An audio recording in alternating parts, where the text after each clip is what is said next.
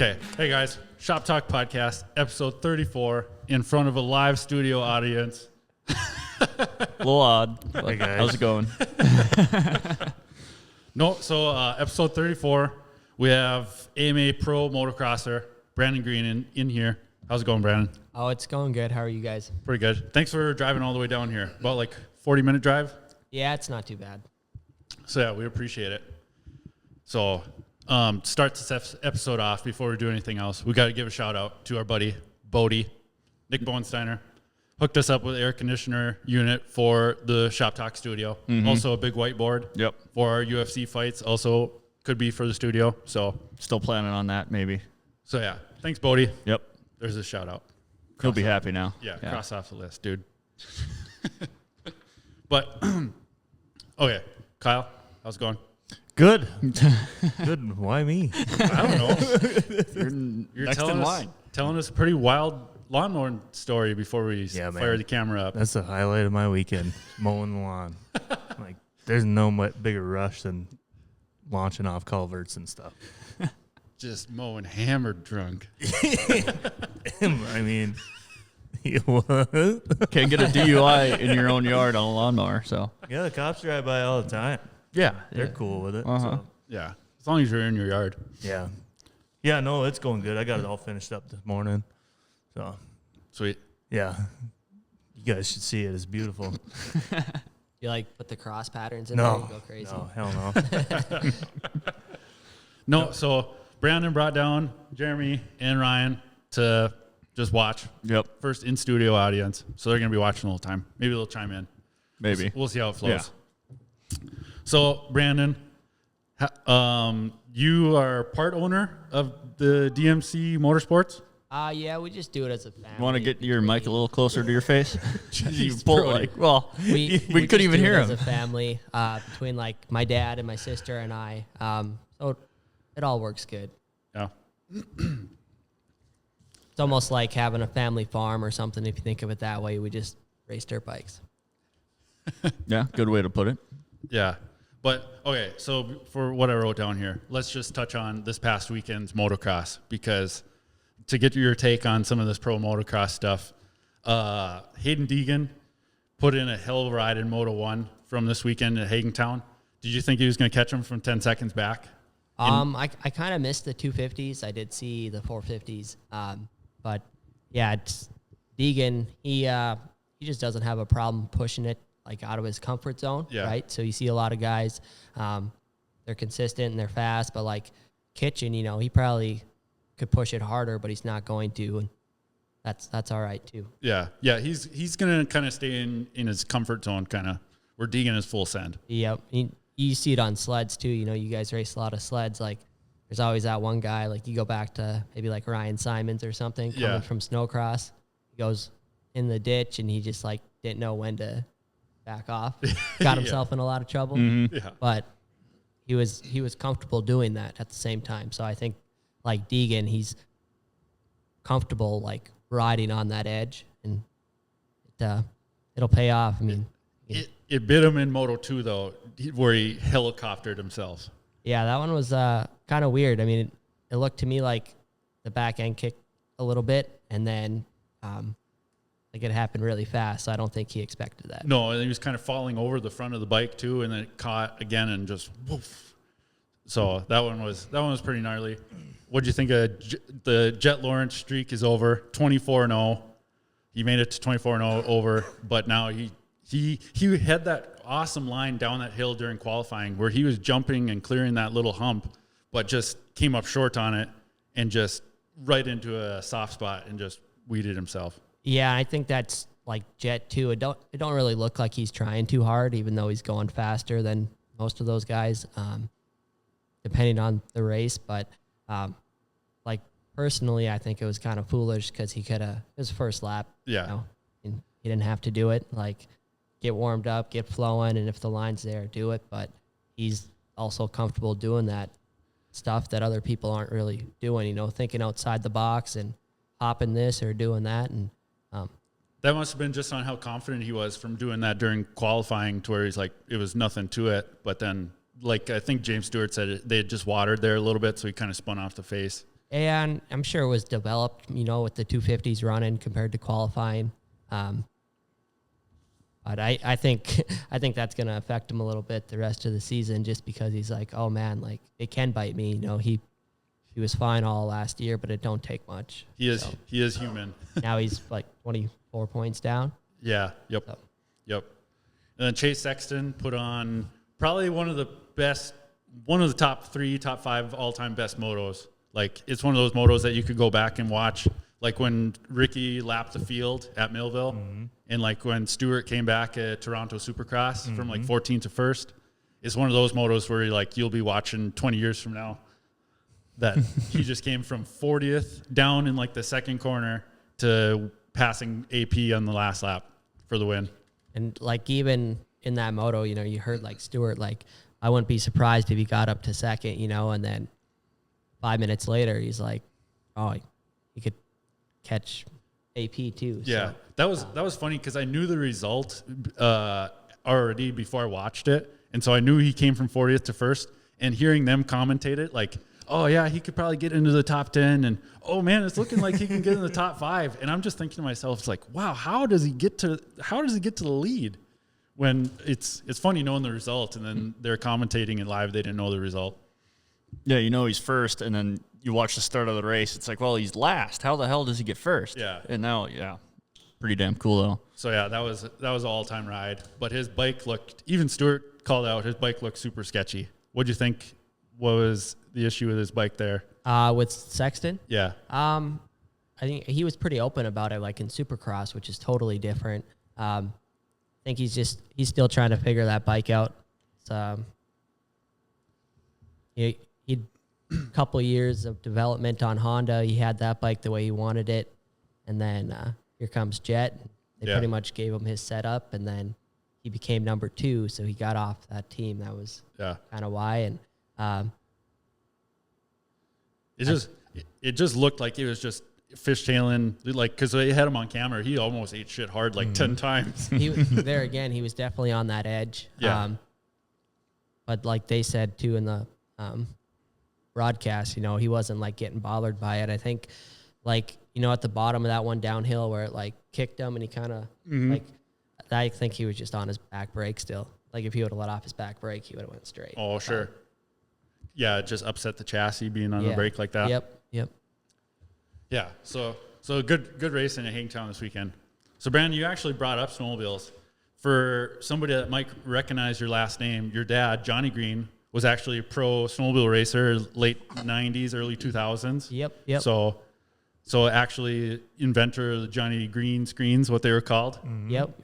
Kyle, did you ever find a set? No, they make aftermarket ones though. Oh, really? Yeah. Somebody ripped them off? Yeah, they made repops is what they call them or whatever. That guy over the Surplus Center in Grand Forks, I'm pretty sure he has a bunch, and I'm pretty sure my dad still has some too. And we have all the templates, so if you did want one for a sled, we can make that happen. Oh yeah, I got one. I got a couple of them that work perfect on. I'm kind of doing a restoration on a 2000 Snow Pro, and I got a whole bunch of badass shit for it. It's gonna have all the accessories. Is that the one you're putting the green track in? Yeah. Ooh, that'll look cool. Yeah. So I'm kind of slowly getting after that one. But I got big news too. So What's your news? The Polaris 70th reunion. So guy from Polaris called me this week, and I have that old Polaris race sled. It's actually Dorothy Mercer's old. Yep. Yeah, you've said that before. Yeah, they found out that I was the one who ended up with that sled, and they called me to have it put on display up there this week. So What? Yeah. That's pretty cool. This week or during the show? He called me this week, and then he wants me to. You said be on display this week Or be on display at during the that show. week. Yeah. Oh, okay, sweet. Yeah, so that's something to kind of look forward to. And Did you say I also have like a mint 97? well, we were kind of talking about bringing that one, or 97, and then also got a 88 Indy 650 that was is a Pro 5 build. So the chassis is all aluminum, like including the bulkhead and everything, and then it's a red anodized tunnel, and pretty much every aluminum piece on it is red anodized. Oh, it's really? kind of a cool machine just to show it or whatever. So pretty neat. That is pretty cool. Got some cool stuff hanging around. Yeah. I should have brought in that Polaris helmet that Bodie gave me too. Yeah. Yeah, that's in the back of my truck. Oh yeah. So still talking about Hangtown this weekend. Just to run through the RM Fantasy for Shop Talk League. Tori Severson in the lead. Really? Yep. Ree Wadena second, Brady Wadena third. Jeremy's actually in fourth. So Jeremy's in fourth in the Shop Talk League, and then Dylan Stevens top 5. Oh geez. So stacked top 5 in the Shop Talk Fantasy. My picks didn't do me no good this week. What's the point gaps from like?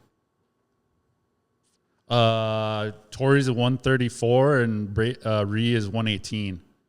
Jeremy's 103, and I'm way down. I'm at 75.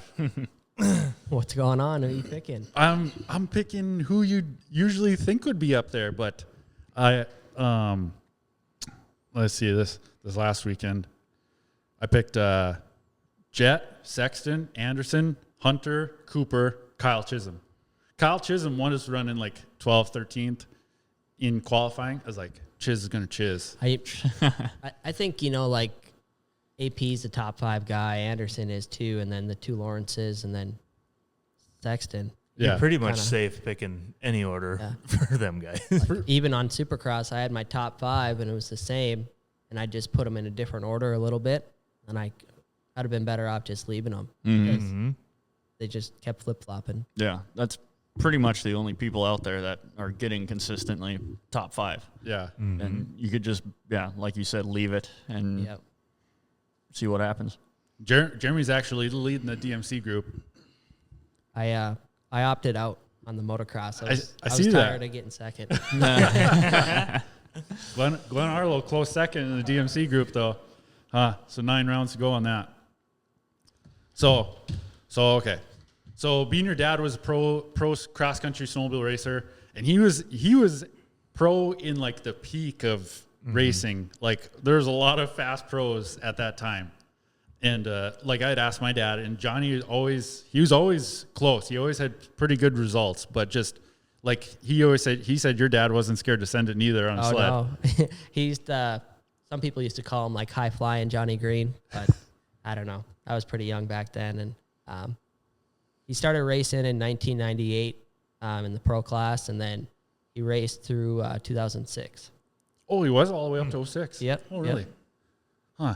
Did you ever want to go into snowmobile racing or? Yeah, for sure. So I always rode sled in the winter, and then I played hockey too, and then of course started racing motocross. But in the winter, after my dad had quit racing, just cost a lot of money, you know. So little lack of resources maybe, but I would have liked to for sure. And it's not out of the question. Like me and my dad talk sometimes still, and he's like, you could go racing when you're 30, you know, do your motocross thing. Then sleds will always be there too. Yeah, for sure. Because it seems like people can extend their career a little bit more in snowmobile racing than in dirt bike racing. Wouldn't you say, Kyle? Oh, yeah. Like with Tate and Aaron Christensen, and there's a bunch of fast 40-year-old guys. Yeah, Ross Erdman, yeah. Chad Leon, well, he's got to be close to 50 now. Yeah. So we got a little bit of time left in us. Yeah. Yeah, like I'm only 28 now, and I would think, like they say for motocross, this candle you have can only burn so bright and so hard for so long, and it kind of just starts to go out. But like I'd say this 28 to 33, 34 is kind of your peak almost. Yep. I would say. I mean, you got some guys, you know, like Reed did it for a long time, but like Justin Brayton, he didn't really start racing a lot. Like he's from Iowa, so you read back on him, he didn't start racing until he was like 21, like more hardcore on the professional side or getting into it. I don't remember it all, but because of that, it made his career longer because these other guys are, you know, racing their whole lives through amateurs nonstop, and so he just did not get the burnout. Yeah. Or you got some Canadian nationals going on my phone. 250 Moto 1, Kevin Bennett, or however you say it. I think he's almost 40, and he retired in 2018. Came came back to race last year. He was second in points, and now he just won the first moto of the season here. Oh, really?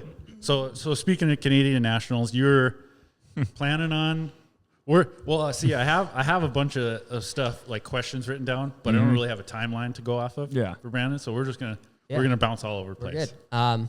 No, I think the Canadian Nationals would be cool. They're taking only 30-man gates now this year compared to 40, but they usually only get like a full gate, maybe 50 riders versus the U.S. They got 70 to 90 guys. So I think the competition would be a little bit easier. Like the top 10 dudes, they're pretty much just as fast. And then 10th through 20th is probably like if you take a guy that didn't even make motos in Hangtown and he went up to Canada, he's probably just inside the top 20. Really? So that's where a guy that you raced against who actually races snowmobiles, Luke Van Lysel from Wisconsin. He's talked to him a little bit. He's actually planning on going up to Canada to try to do a few races up there this summer too. Which rounds? He didn't know exactly, but I had asked him about Gopher Dunes, and he said he wanted to do Gopher Dunes that's way east. Yeah. But that track is gnarly. I don't know about that. I think you'd have to. That's like Southwick, yeah. Or even like Lomo. Yeah. Like probably more like that than Southwick. It looks like a super fun track, but that's where I didn't know Luke Van Lysel was that fast on a bike until I seen you guys raced against each other. I think it was Echo Valley, maybe last spring or something. And he was just like one position or two positions ahead of you. And I was like, damn. I was like, I don't know Luke had it like that. Cause it just depends on, sometimes I'm riding a lot and sometimes I'm not. And, last summer I did all right, but we'll just see what happens this year. I do like to go to some of the district races, especially in the fall time. Like summer starts to settle down and usually pretty busy in the spring. Yeah. Because I think he's doing a District 23 race in Cambridge next weekend, big pro-am. Yep. So yeah, I just thought that was interesting that I was talking to him this week and I told him that you were coming on the show. So a lot of Luke Van Lysel talk. But he was one of the first guys that messaged me like after episode 2 or 3 that he was a listener and would be willing to come on the show. So Where are those guys from? By Green Bay, Wisconsin. Fremont, Wisconsin, I want to say. Somewhere across that state. Yeah, he was repping a Shop Talk sticker on the new YZ450. Hell yeah. I seen that on the gram. Yeah, yeah. We're building a roster. Yeah. So cross that off the list. You don't have to say that out loud. No, I'm just thinking on where to go next. Where do you want to go next? I don't know. You can go anywhere. You got the paper. You guys want to look at the paper? No, we're good. What kind of bike you riding this year? I got a 24 YZ 450F. So it's updated. The 23 was updated, but I stayed on the 22 just because I had a few of them. But yeah, the 24, it's awesome. What do you like better about? What do you like different? Because you'd been on the previous chassis for a long time. Yeah. I remember talking to you when the new chassis came out. You were a little hesitant to change just because I think I was on that from 18 to last year, so 4 or 5 years, 5 years. So it's actually, like even getting on a new sled or something, maybe you guys can relate to it, or like it's kind of fun again. You like learn a new motorcycle or a new dirt bike, so there's maybe a different way of riding it, or it feels a little different. So like right away getting on the new one, it was like, oh, it's fun. So something different. Because it's funny that Ferrandis said that the old bike sucked at Supercross and he loved it at motocross, and he said that it was totally different for the new one, that it was good at Supercross and it wasn't very good at motocross. Yeah, I think everyone's gonna have different opinions. I mean, I haven't got to ride it a ton. I guess I got to see what it does in like some gnarlier conditions, right? Most of the tracks I have rode being home have been pretty laid back, but when you were riding yesterday, did you already have your suspension set up on it, or are you still on stock? So I went through Merge Racing this year. He's out of Texas, and he's a good guy, and he'll ship it out to him. And he's got a website and all that. Those of you that do watch Pro Motocross, like Grant Harlan runs his stuff. So he works with Grant pretty closely, and I'm like, well, he's riding the same bike as me, and Grant does well. It works for him. Yeah. I'd imagine it would be the same. Oh, heck yeah. Yeah, it was fun seeing you at the track yesterday because you hadn't been up north here riding this summer yet.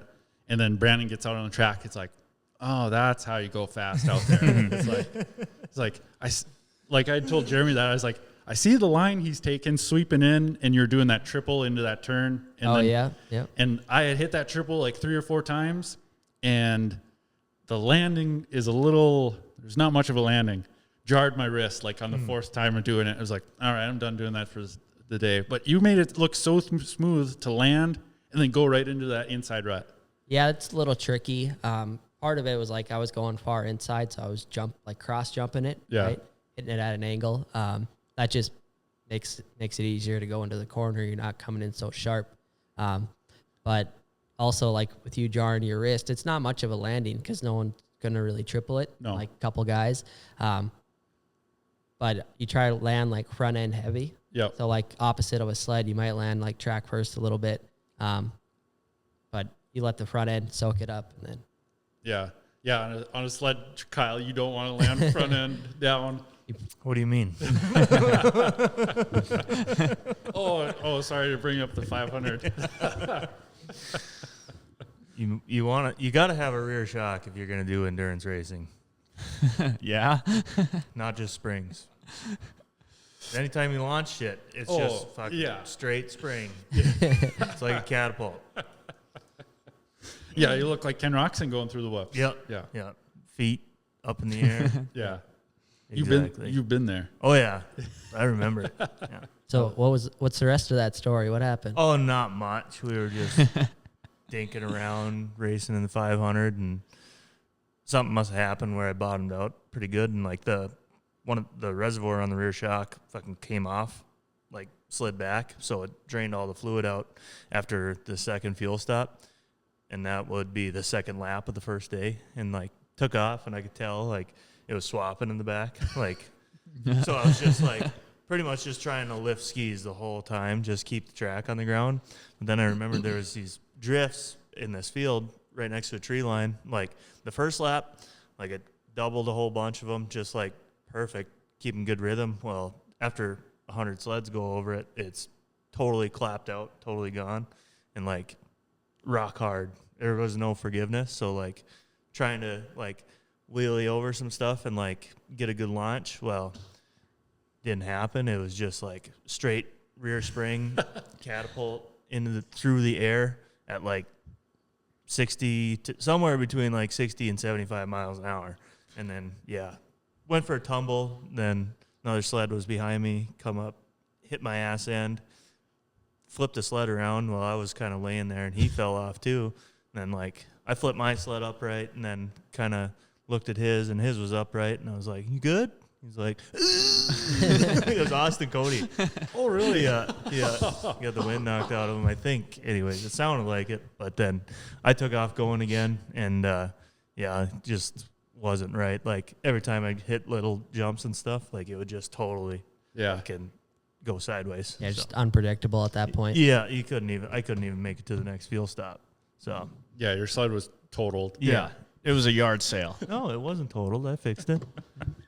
At the time, it was a yard sale, though. It was a yard Yeah, sale. when we pulled up to pick you up, it's like, what the hell did he do? There's probably a cool windshield laying out in the middle of a field by Grigla somewhere. Uh-huh. My sister and I, just you telling that story brought back a memory. We were watching the I-500 one year, and pro class, I'll leave the guy's name out of it, but he had crashed and made sure he was all right, and then he had the wind knocked out of him, and I was like, well, I'm pretty sure you're all right. You're wasting a lot of time here. You should probably get going. And he did, and I think he was new to the pro class at the time, and yeah. Mm-hmm. Yeah. You'll have to tell us afterwards. All right. Getting the wind knocked out of you is like probably one of the worst things Like, I think. Yeah. It's like a Control-Alt-Delete. It's a total system reset. You forget what you're doing. You're just trying to breathe again. It's like, oh my God, I'm in the middle of a race. Am I going to remember how to breathe after Yeah, this? exactly. Or like, oh shit, I'm in a football game right now. Like, God damn it. Yeah. So Brandon, have you always been fast on a dirt bike? Like, I think as a little kid, you know, from what I'm told and can somewhat remember, I always just like to go fast. And with having sleds around, I'd, you know, barely be able to touch the running boards, and I'd be like on a 600 going across the field. So I think going fast on a sled made it easy to go fast on a dirt bike because the speeds were like totally different, especially at that age. But yeah, my first year racing, 20 years ago, 05, I won my first championship, first time I raced a dirt bike. Well, that would have been like 50s or 65s? Yeah, or? 50s. I think I actually raced four-wheelers, hate to admit it. That was 04, so. Hell yeah.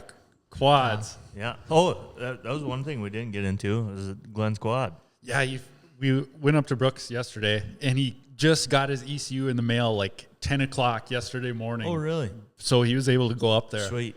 And with that ECU reflash, the new FMF muffler, and airbox mod, I'd say like 5 horsepower difference. Oh, really? It wasn't as noticeable. It had more horsepower. Yeah. But it still needs like 10 more. Huh. To be just as competitive as the bike. To where you'd have more than enough to be confident to like jump the step up and to jump that triple on the west side. But like still funner than hell. Yeah. Yeah. I mean, quads are fun for sure. I just those dudes are gnarly. You got to give them credit. Just more comfortable on a dirt bike. Yeah, that's where I give the one quad guy. I don't know who it was. I rode up to him after my first time doing laps on it a few weeks ago. I said, I give you guys way more props than I would have imagined doing it because it was sketchy the first time out there. Yeah, yeah. Just because you're not as comfortable on it, just being the first time.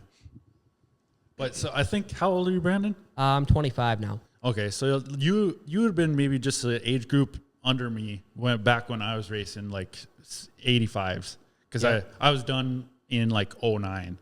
I was on 85s, and then that was my last year racing dirt bikes. 2009, I was still on a 65, and then I think I got on an 85 at the end of that year, I want to say. Oh, sure. So 2010, 85, and then I think I was on an 85 for 2 or 3 years, and then got a 125, and that was it. Did you go did you ever have a 250F, or did you go?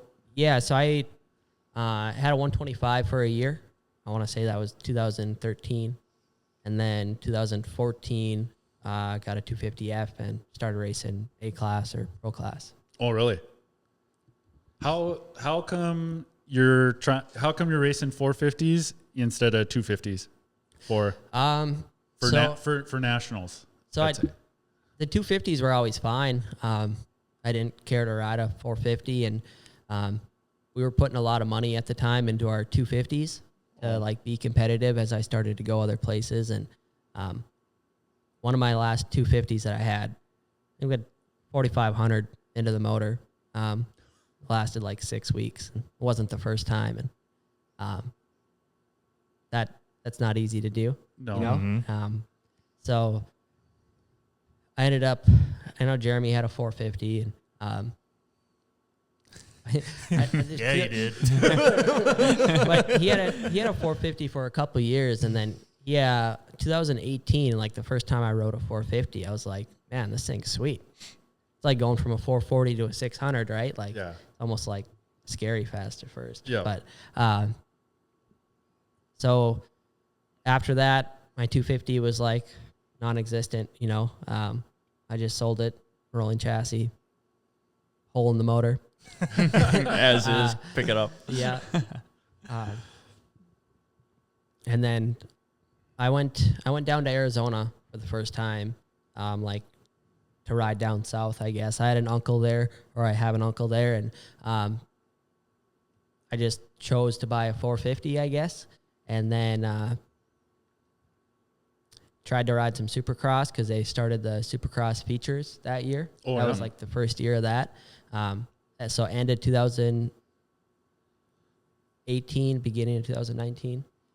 I might be off by a year, but I'm pretty sure it was the end of 18. What was it? Yeah, I think so, because I Yeah. think it was only a year or two before everything kind of shut down. So it was. Yep. So and then rode some Supercross and I had the bike like 3 weeks probably, and I broke my leg, broke my ankle, and then I was off the bike for a few months, and my leg obviously had healed. I didn't need surgery. I was just in a cast and crutches, and then I was like, oh, sweet, I can ride again. I remember I got my cast off, and then they told me I had to come back for x-rays on like Monday to make sure it was good. So I went and rode on Sunday to make sure that if anything was going to happen, it would happen, and then I'd get an x-ray. Yeah. So got the x-ray on Monday, and they cleared me. So then I drove from Arizona to Texas and started riding pretty much full-time for a couple months again with Tommy Hahn, actually. Oh, really? So he was like a factory Honda 450 rider.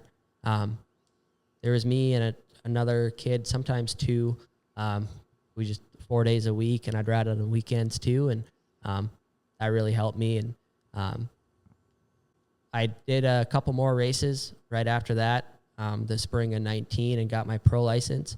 And then scheduled a knee surgery because I didn't realize that when I had broke the leg, I had a knee problem too. But being on crutches, your knee feels fine. Mm-hmm. You go ride a dirt bike, and you're like, oh, I think there's a problem here. There's something going on in there. Yeah. What was the issue? Just like tissue and ligaments. I don't know. They like remove some meniscus or whatever. Oh, really? So it was just all through a scope, but it still had to be done. Like I would ride and my knee would swell up every time.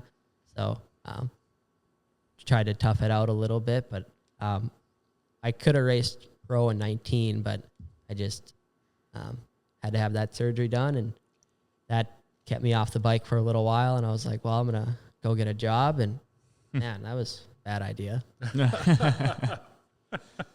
So I had that written down on, because it's kind of different for motocross to get your pro license. That you have to get a AMA Pro license, to where for like our cross country snowmobile stuff, you could just enter pro. Like if you wanted to come race this next year at Pine Lake, first race, you could run pro.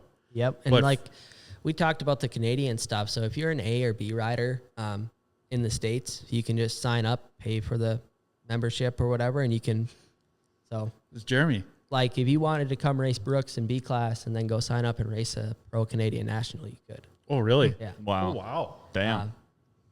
Don't get any ideas, but No, I don't. Don't do it. No, no. so with there's a couple ways to get your pro license. You can be referred, which I think is kind of silly, but I guess not. You know, you got like a lot of factory kids and stuff. Like somebody's good, then yeah. But I'd say there's less people doing that. Most people earn their points through Pro-Am events. Depending on how many riders, they pay out a certain amount of points.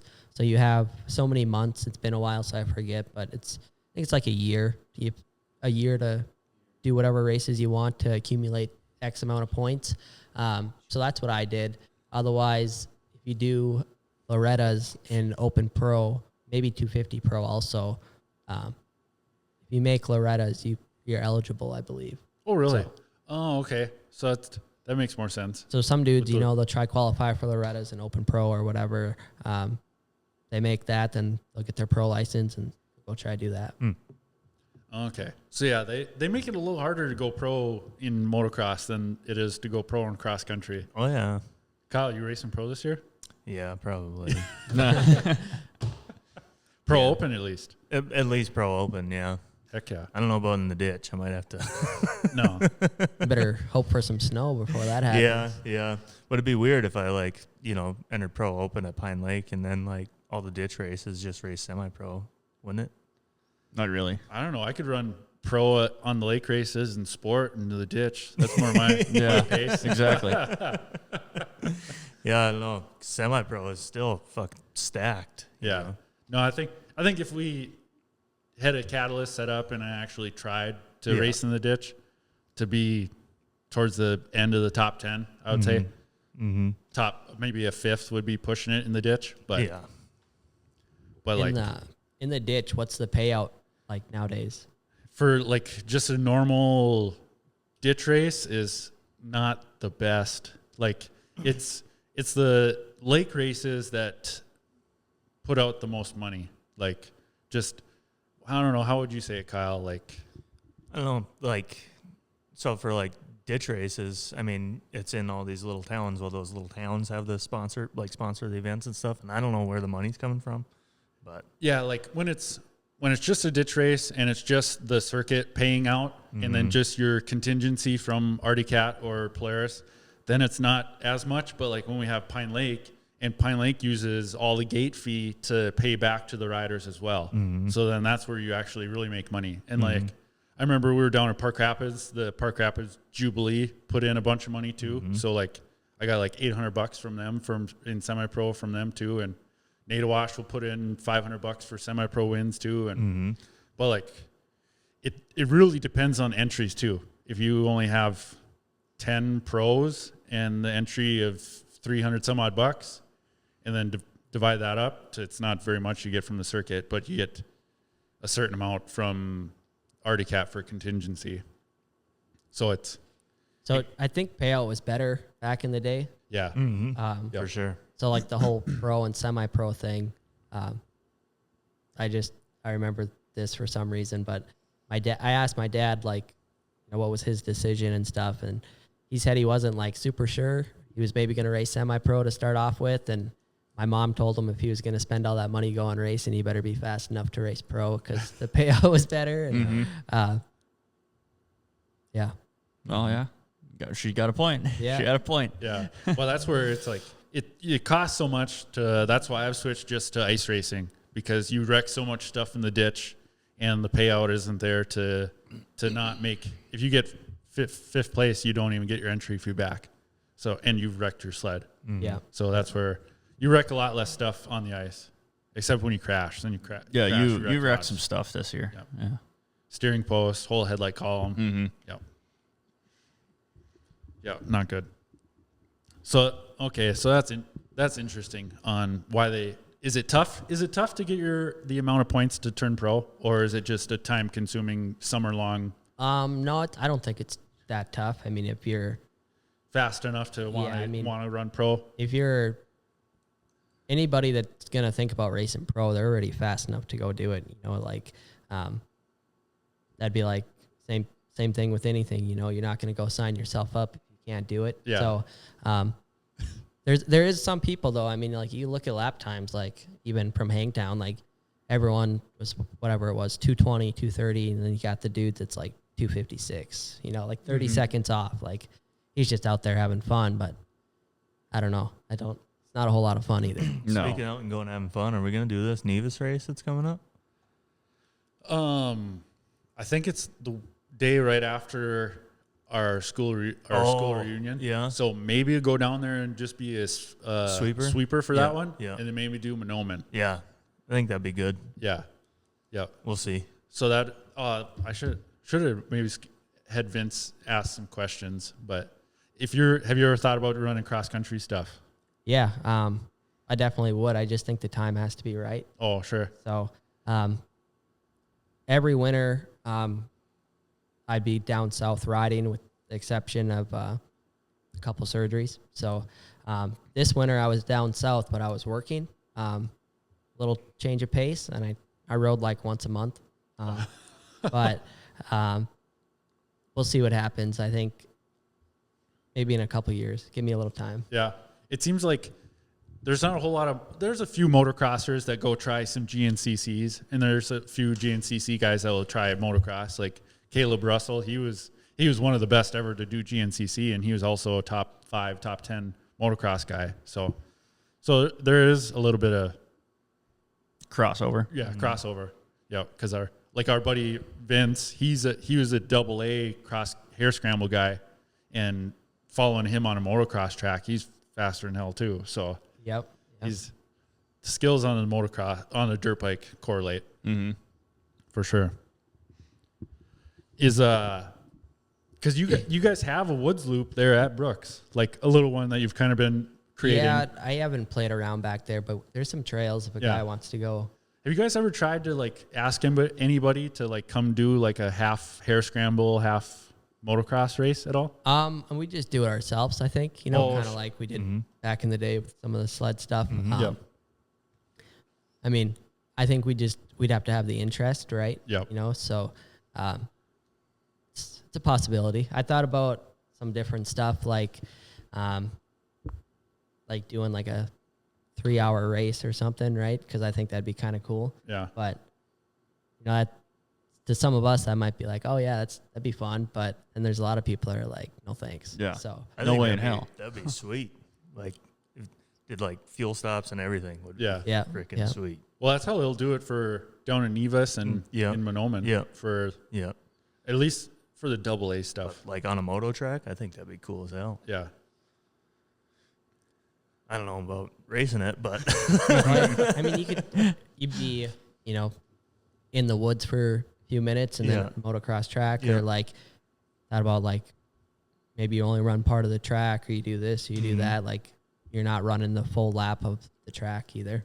So it'd be fun. I'd do it. make you go like up the side of a jump, a little hill climb, and then you're like, Yeah.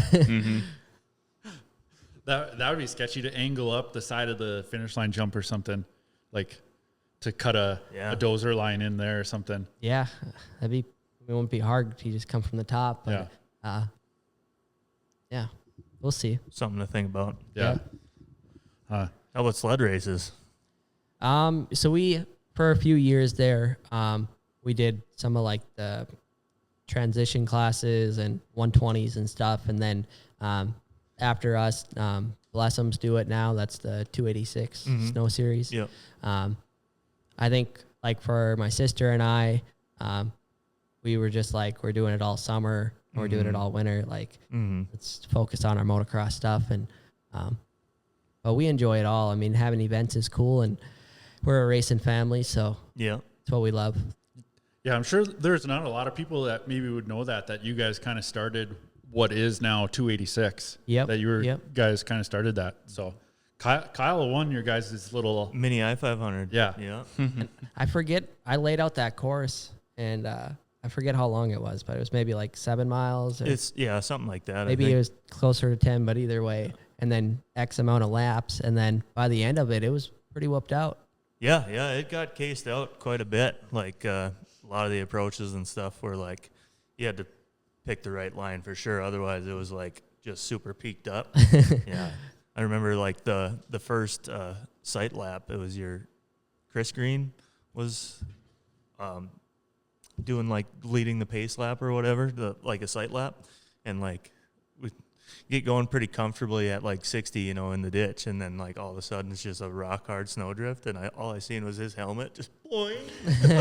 I was like, slow down.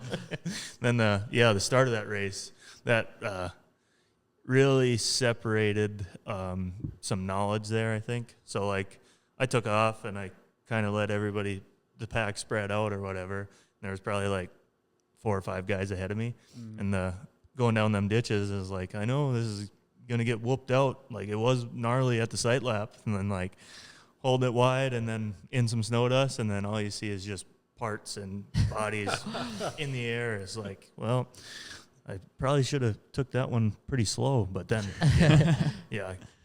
got in the lead after that, and then just kind of cruised after that. How many people were at that race, like that you raced against for that? It might have been like 10 or something. Oh, really? So Because you were on that mod sled, weren't you? 10 big sleds, yeah. Yeah. IQR. Yeah. Yep. Yeah. It was a sweet sled.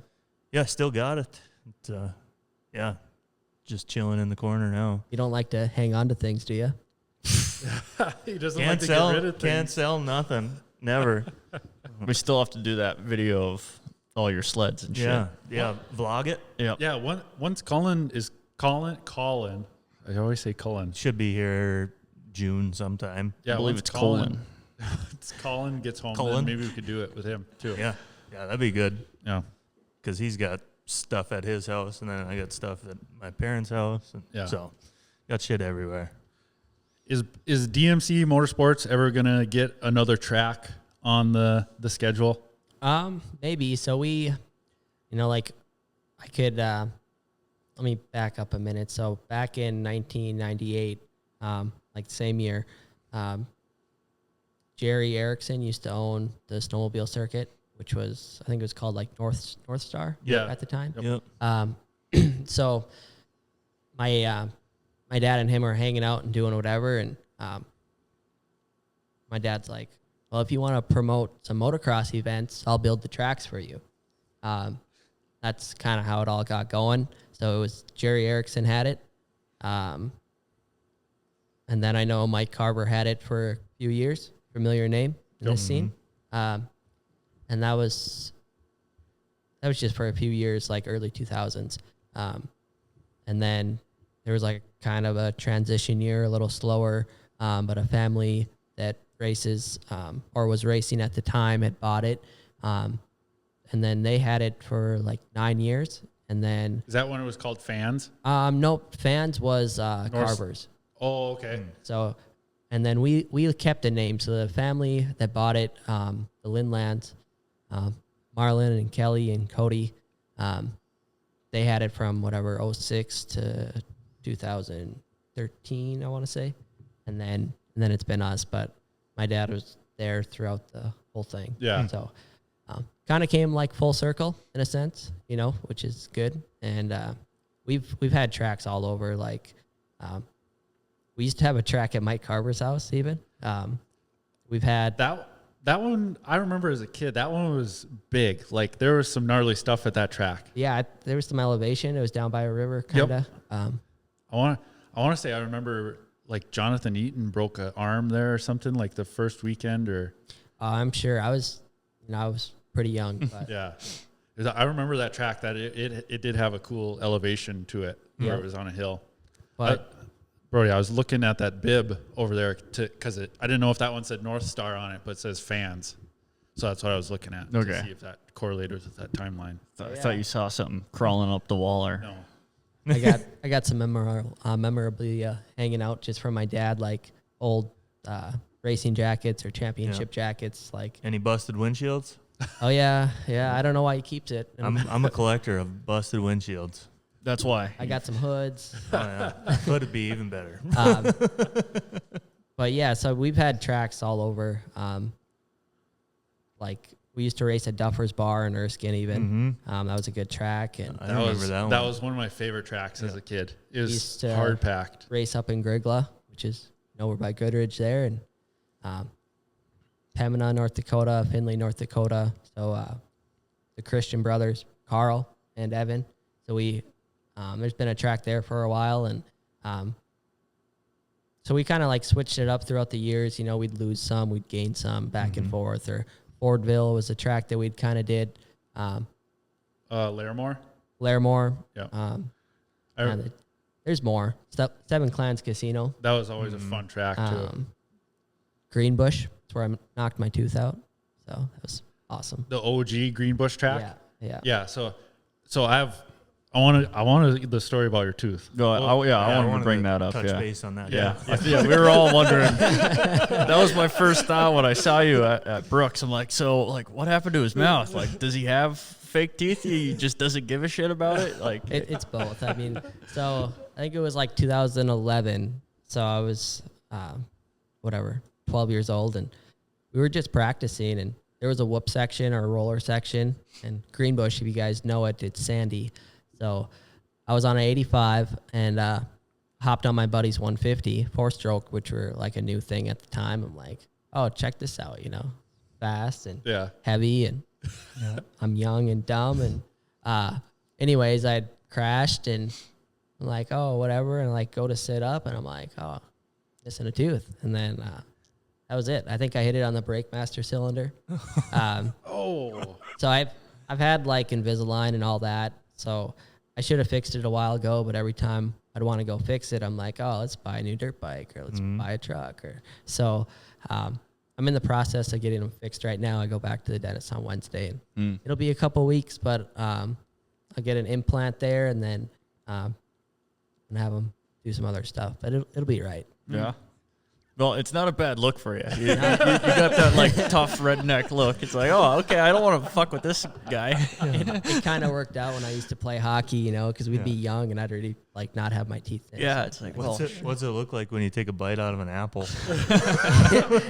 like you could imagine, but no, it's not bad. There's still a lot of red in that bite. what kind of alien took a bite out of this? I tell you what's harder yet. It's like corn on the cob. Yeah. But I bet you just scrape it off with a spoon or no, something. I don't. I make it happen. Just one tooth, though. Or just a lot of bottom jaw action. Yes, yeah. Oh my God. Well, that's cool. You're getting it fixed, I guess. Yeah. So like a permanent tooth, like they're gonna drill in. Yeah, so I already have like the implant studs. Oh yeah. Holy hell shit. Yeah. Damn, that's weird. That's Whoa. sweet. So the one on the side, This guy's a Like- machine. yeah, I got metal all over, but That's awesome. Not really, but I had a tooth on the side that like never grew in. So I was young at the time, like just didn't know. But they like pushed my teeth back to create like different spacing, so everything was symmetrical. I guess it's not symmetrical, so now I'm gonna have them fix 2 different ones. So I'm gonna have like 4 fake teeth here in like a couple weeks. Hell yeah. damn. Be able to eat concrete. Yeah, they're like, oh, they're like, it might not look that good. I'm like, well, I want it to look good, so like, That's why you're doing it. yeah, Make it look right. yeah. Make it look worse. Might as well just have no teeth. We were down in Texas there for a while. I fit in just right. Yeah. I was at a race, and just a few weeks ago before I came home, I decided to do a night race, and one of the dudes there, same type of deal, and he's like, "Oh yeah, I'm not fixing mine." I'm like, "Screw what you guys say. I'm getting mine fixed." So speaking of the OG Greenbush track, I had one memory of mine of like early 2000s. We're up there. I think it was always 4th of July weekend, kind of, wasn't it? Yeah, a lot of 4th of July weekends there. That was back at like the peak of pit bikes, of like CRF 50 pit bikes. And they had a pit bike race there. But Johnny, for some reason, had a KTM 50. Yeah, And probably mine. It was like one of the first ones that was there, though. Like it was, nobody else really had KTM 50s at that time. So it was relatively new to like the scene. And they did this pit bike race in the pouring rain. It was pouring rain, and like Tucker Hibbert was out there. Yeah. And there was probably like 10, 15 other pit bikes because that was the big thing at the time. And I just remember, I don't know why I remember this, like 5, 6 years old. And it was just a hell of a race out there. People were kicking each other, and everybody was just trying to go after Johnny because he was way faster on that KTM than on the CRF 50s. I don't know why I remember that. That would be fun as hell. I remember standing there with my dad. My dad was just laughing his ass off just because everybody's going after Johnny on that KTM. Burnt the clutch out. Too heavy for it. It'll pull you, but like if you're big for those seniors. Yeah. So I hope that OG Greenbush track, that was a fun track. Yeah, it's like everything kind of evolves, right? Like so the motocross, like what was a good track 20 years ago, I could build in like 2 days now. Yeah. So like, oh man, let's keep going to this track. I'm like, well, just give me a piece of land, I'll build that, Yeah. So like even Greenbush, we had a couple little doubles, 180 bull turn, a triple, 180 double. Like it was all pretty simple. Finish line table, but it was just a fun track to ride. Mm-hmm. And that sand too up there, and it was sandy, but it also had didn't it have like a little bit of black dirt, loam to it almost. Depended on where you were, like where I crashed and the finish line and that sweeper was really sandy, but kind of in the middle there, like after you had hit that triple, that was like more black dirt. Yeah. That was where I had won my first race. I beat Jacob Eaton there. Oh yeah. Yeah, he was my arch nemesis the whole time we were racing because he was always way faster than me. And he tipped over in a corner or something, and I just got around him and just stayed in front of him the whole time. He was Justin Brooks. He just raced the last race. Oh really? Yeah. I've seen them around the track, but I've never said hi to him. But yeah, he was always faster than me. I beat him a handful of times, just freak things here and there. So you have to relive that battle. No, I think he'd probably be still faster than me. I'll stick to racing the snowmobiles. That's where I got the skills on the snowmobiles, I guess. that's where I'm not as comfortable racing the dirt bike as I am the sled. Just the comfortability of picking different lines, I guess. I'm just hesitant to like, I don't know how deep this rut is on the other side of this turn.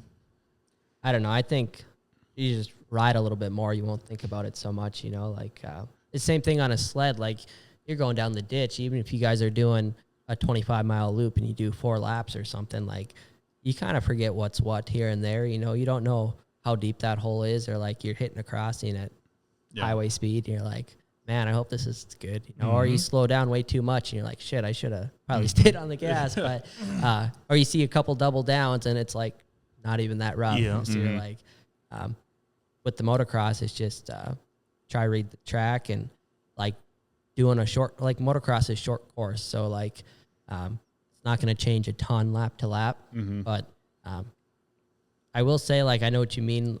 Not so much like around here, but like on a national track, like you go out there and there's 10 lines in a corner. And you're like, where do I go? Like you almost just go where the other guys aren't at that point. Yeah. So, but yeah, for the dirt bike for me is just exercise for the snowmobiling. So like that's where I can't control myself to go faster than I want to during the race situation. To where I know during the race I'm going to push it a little harder, and then that's where I'm going to make a mistake and crash. Be like, oh man, broken collarbone. Now that's a setback for the snowmobile conditioning. Because I'm out there cruising at 80%. That's what I'm doing. that's all right, though. That's what I'm doing. Sorry. Well, yeah, that's because I don't want to go out there and crash. That's the main reason. Like, you will crash eventually. Oh yeah. Yeah, it's inevitable. Yeah. But I think if you like think about it, it's probably gonna happen. Yeah. Like if you come into a rut and you're like, oh, I hope I don't fall down. Well, probably, Yeah, that you're gonna just fall down. yeah. Just dog paddle in through the whole rut on every single one. No. What else is on that list? What do you got? He's got like 2 things crossed off. It's page deep. you brought up getting a job, and like, what was your first real job after racing? So I went and worked with Jeremy for Gary Hubert here in Clearbrook. I was there too. Grover was there. Oh, I'll be damned. Different crews. Okay. So that would have been before you went to New York. Yeah. Oh, okay. And then I did that for 4 summers, but just to like backtrack again. So 2020, I was working a full-time job, and then that was my first year going to try race some pro races. And I think I did like 4 or 5, and I was not there. I was just like, I did it because I could do it, but I wasn't ready. And then end of 2020, I had a big shoulder surgery, something that I should have fixed probably prior, but should have did at the same time as my knee. But anyway, I've gotten better, like as the years kind of go on. Like, so even right now, I'm not as in shape as I should be, but I think I'm just as fast, if not faster, than other years. So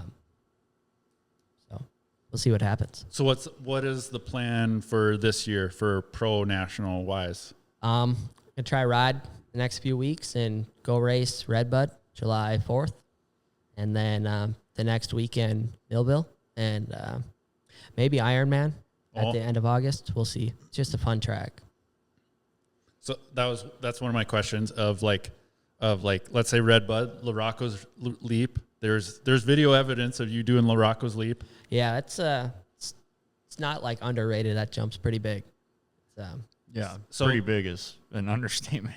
Going up to LaRocco's leap, Yamaha 450, third gear, fourth gear pin. I was talking about this like a week ago when I was looking at my other bike, because my other bike was modded and that's what I hit it on, and then this one's stock. But I want to say it was like second coming out of the corner, and then you pull third, but you're so wide open, like it's sketchy to pull a gear on the face for one, right? But like a face like that, like you're just hitting it as fast as you can. There's no timing involved. So at least for me, there wasn't. Maybe on a factory 450, you can time it because I've seen guys go deep on it. But Yeah. No, I really, honestly, I didn't know how it would go. I was just like pissed off and What's Just the sent it. feeling going up to it? I mean, I'm hitting it wide open, and whatever happens, happens. Yeah, like you got to be a little mental, I think. Just use the force on something like that. Like you're just like come out of the corner, and like even the first time I hit it, I don't think I was like.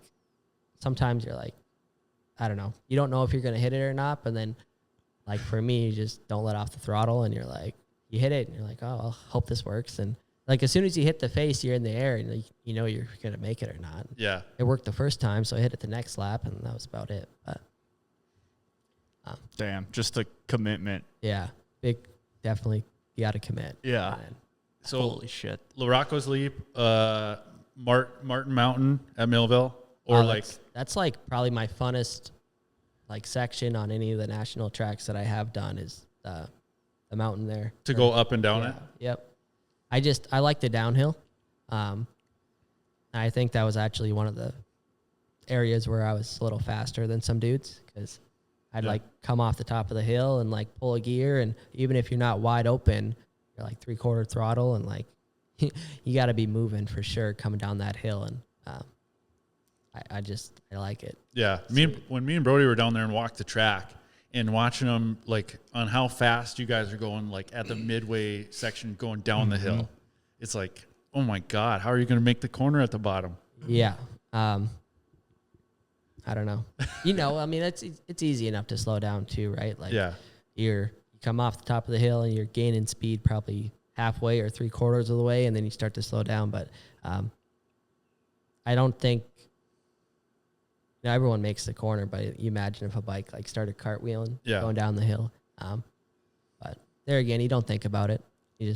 I think your depth perception, same with like a sled, right? Like coming into a corner, like you think on ice, like, oh man, we're doing 110 miles an hour, and now we're going to have a corner coming up. Like just your depth perception. So downhill or not, you're like, you know how long it takes to slow down. So.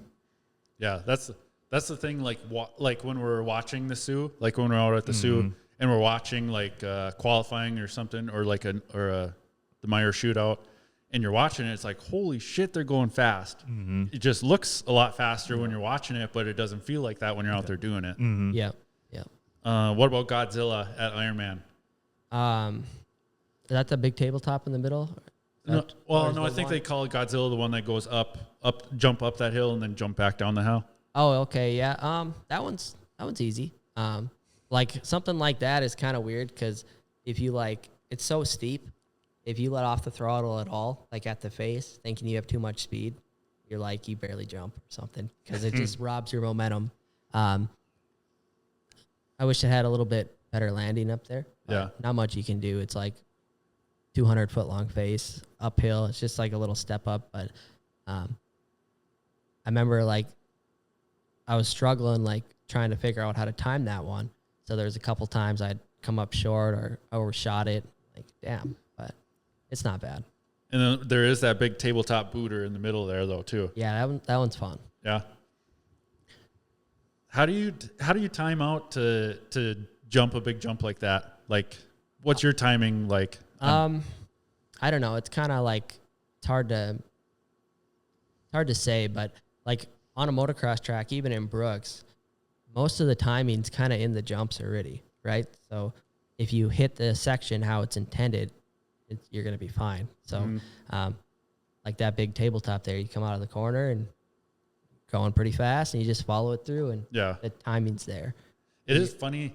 Like it's third. I hit that one third gear, half throttle, 3/4 throttle on my bike, and then if you go third gear on a 450, like just down a tar road, like almost wide open, it's like holy fuck, I'm going fast.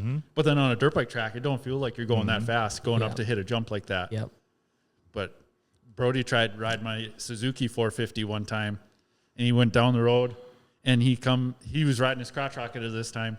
He turned around and is coming back toward mom and dad. Shift second, third gear, front tire pulled up on him. Yeah, my eyes got as big as my head. Gunner could see him from a half mile away. Here's my brand new Suzuki getting just road graded, but he brought it back down. Yeah, somehow my first time ever on a 450. First time ever on the road. Like, yeah, I don't know what the hell I was doing, but yeah, I just wanted to see, you know, how fast can this go? And well, Had a little more torque than Yeah. the old Ninja 300. And then you're on tar, so you're gonna hook up too. So Oh, you yeah. crack the throttle. You're like, Yeah. It's instant. yeah, and my riding position was completely wrong too. So, yeah, no, I don't ride dirt bike. I don't jump. I like staying on the ground. Yeah. So you've been to the training facilities. Like, were you down at Master Pools? yeah, I didn't. I was kind of doing my own training there. Like, so their setup's a little bit different than most. They are like open to the public, Oh, and then okay. like Jerry does do some training. Is that the guy with the big beard? Yep. So okay. Jake and Ty and Jesse's dad.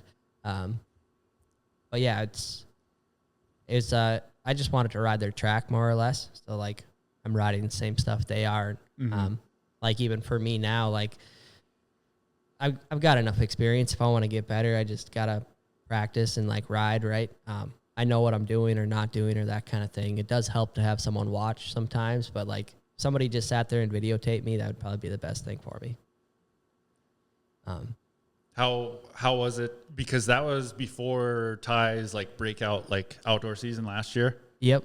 Like riding with him, just judging off speed and everything. It's like, Yeah, it's just like there's so many different levels, right? So he's like a top 10 dude. yep, So he definitely rips. yeah. So I had that question of like, so you could go show up to like any local track in the country and be one of the top 5 fastest guys at the local track. Yeah, just depending on who's there. Like, but yeah, I'd say so. Yeah. But then like there's that level, and then there's like the Tomac jet level. Yeah, there's like 3 levels in between there, right? Like, Yeah. you got, Yep. like if you watch the nationals, like, or go look at like timing and scoring, all the guys that aren't even making motos, not all of them, but like let's say the first top 10, right? Mhm. Like, they'll go win any local race around too. You Yeah. know, or like, there's guys that do well in Supercross that can't even make a moto yet this year. So, but some dudes are better outdoors, and Yeah. but then you have like there again, 30th to 40th, which is like the dudes kind of barely making the motos. Maybe they have the speed to be better, but it's long motos. But then you got your 10th through 20th place guys, and that's a different level. And then your 5th through 10th, and then your top 5. So Yeah. um, So like comparing yourself, like when you're watching Tomac, like where's Tomac making up all that time to like, where's he just that much faster? so I think it's like with anybody, right? Like whether it's Tomac or we watch Jet or Sexton, or dudes back in the day. For one, like their intensity is really high, obviously, but they make it look easy almost sometimes. So like Jet, it's hard not to notice that, right? Like it looks like he doesn't look awkward on the bike. Like it don't look like he's on the edge of crashing, even if he might be. But he's good everywhere for one, but he's racing like A to B, you know, he's flowing into the corners. Like if you guys go to a race, or, you know, it's hard to watch on TV because they just show the top dudes, but you can see where like even like AP, like all AP had to do was, it's easier said than done. So all AP had to do is like pretty much roll through those braking bumps when Sexton like came on the outside of him. Yep. But you could tell he hit his back brake, and that's just like a second of hitting his back brake. So he wasn't as comfortable going through that rut or through the ruts or whatever, the chop. If he had just like, he could have just went faster, accelerated all the way off it, and like Sexton would have had nowhere to go, right? But he was like, slow down. Yeah. So like Jet's really good at getting off his brakes early, carrying his momentum, smooth on the power. And then there's like little stuff, like I'll talk about Hangtown because I just watched that, but like you see some of the rollers where like Jet was doing it when he was riding good. Otherwise, like Sexton, he was like hopping over stuff, like coming out of the corners, like stuff where you'd really have to get on the power early and like, you know, like technical stuff like that. So instead of coming out of a corner and bouncing, now you're losing a second or two. He's getting all the way over that, not bouncing, and then it sets him up better for the next section. Or so all the little stuff, like it could be a couple tenths of a second in every corner, like just coming in, and then little stuff like that, a second here, a second there. Well, there's your 4 seconds a lap. So look at like Sexton, he was 4 seconds a lap faster or whatever, 3 seconds. They're all doing the same stuff. They're all hitting the same jumps, hitting the same sections, but it's just the little stuff. So, because it's like on how when you're out there and we're watching you, the mortal C class guys, and we're watching you, it's like, God damn, how is he doing it like that? It's like you have so much trust in your front end. Do you put a lot of trust in the front end? Yeah. I mean, depending on like what you're doing, I think you just like, the more comfortable you are, the more you ride or do anything, right, you're going to know like what it's going to do. So like I expect my bike to react a certain way. So if I see something, I can anticipate it. I think that's same with those guys. And that's why when their bike's not working good and they can't like predict it or anticipate it as well, that's when you see them like start making mistakes or slow down. Or like I think is it your balance too? I think that's big. Because I don't have the balance, I don't think, to stand up in the corners like you guys do. Like Kyle, I was practicing standing up at our track at home there, but it was slow, and it was just not really leaning into it. You're just standing up straight and down. I think it depends on, like, the section. Like, I do train some kids, too. So, like, if your track at home, if it's really tight, like, maybe you're better off sitting down, right? Yeah. Like sitting down early and then rolling through the corner, getting on the gas. But then like they race High Point this weekend. So probably be some deep, gnarly ruts. Watch how long like they wait to sit down into a corner. Like they'll come in and they carry all their speed into the corner. And once they get into the corner, they have that like transition period where they go from standing to sitting, and then they'll get back on the throttle at the same time. What about how they're keeping both feet on the pegs nowadays? I think it's sweet. Yeah? Yeah. It doesn't work everywhere. There again, like there's so many different ways of doing stuff. So as a rider, not only like what's fast for you and what's faster for me might be different. You know, depending on like our capabilities or maybe our bike or anything. So that's why you see guys doing different stuff. But and then I think fitness plays maybe a little bit of a factor too, right? Like Sexton's more in shape than AP, because if AP was in a little bit better shape, you would have, but 30 minutes, I'd be tired. I'd be on the sidelines laying down somewhere. So it is just like the comfortability of your bike, like because like Kyle, you'd be able to feel it on your sled where you're comfortable with that ass end kind of pitch out at 75, 80 going around a turn. Where it's like it's just loose enough to where it's breaking loose on you a little bit, and you're like you're fine with it. You can feel it if it's like too much too. So like you kind of let out of it a little bit. Yep. Yeah. So that's I don't know. I keep putting the practice laps in, but I'm just so nervous on that front end just tuck in or washing out from underneath me when I'm standing on it. Yeah. Do you ride much hard packed at all? That's all our track is at home. There is just hard pack. I think it's easier if you have like a line to go into, right? Like even Brooks, like the beginning of the day yesterday, I couldn't get around some corners because there was no line in it. But once there's a line there, that makes it easy. Yeah. And that was our growing up as a kid on our hard pack track. We never had any ruts, no ruts at all. And like, it always seemed like back in the day, the tracks weren't prepped as deep as they are now. Yep. So all like Duffer's Bar, that was rock hard. Yep. That was flat. Like I always did good there because it was hard pack, and it always seemed I crashed hard at the casino when there was ruts because it was muddy. Yeah. And I crashed hard on my 85. So yeah, with your ride, it was last year you kind of started doing the riding school stuff. So like I've done it like right out of high school when I was just trying to race a little bit there for a couple of years before I did end up going to work full time. I'd like play around and train kids here and there.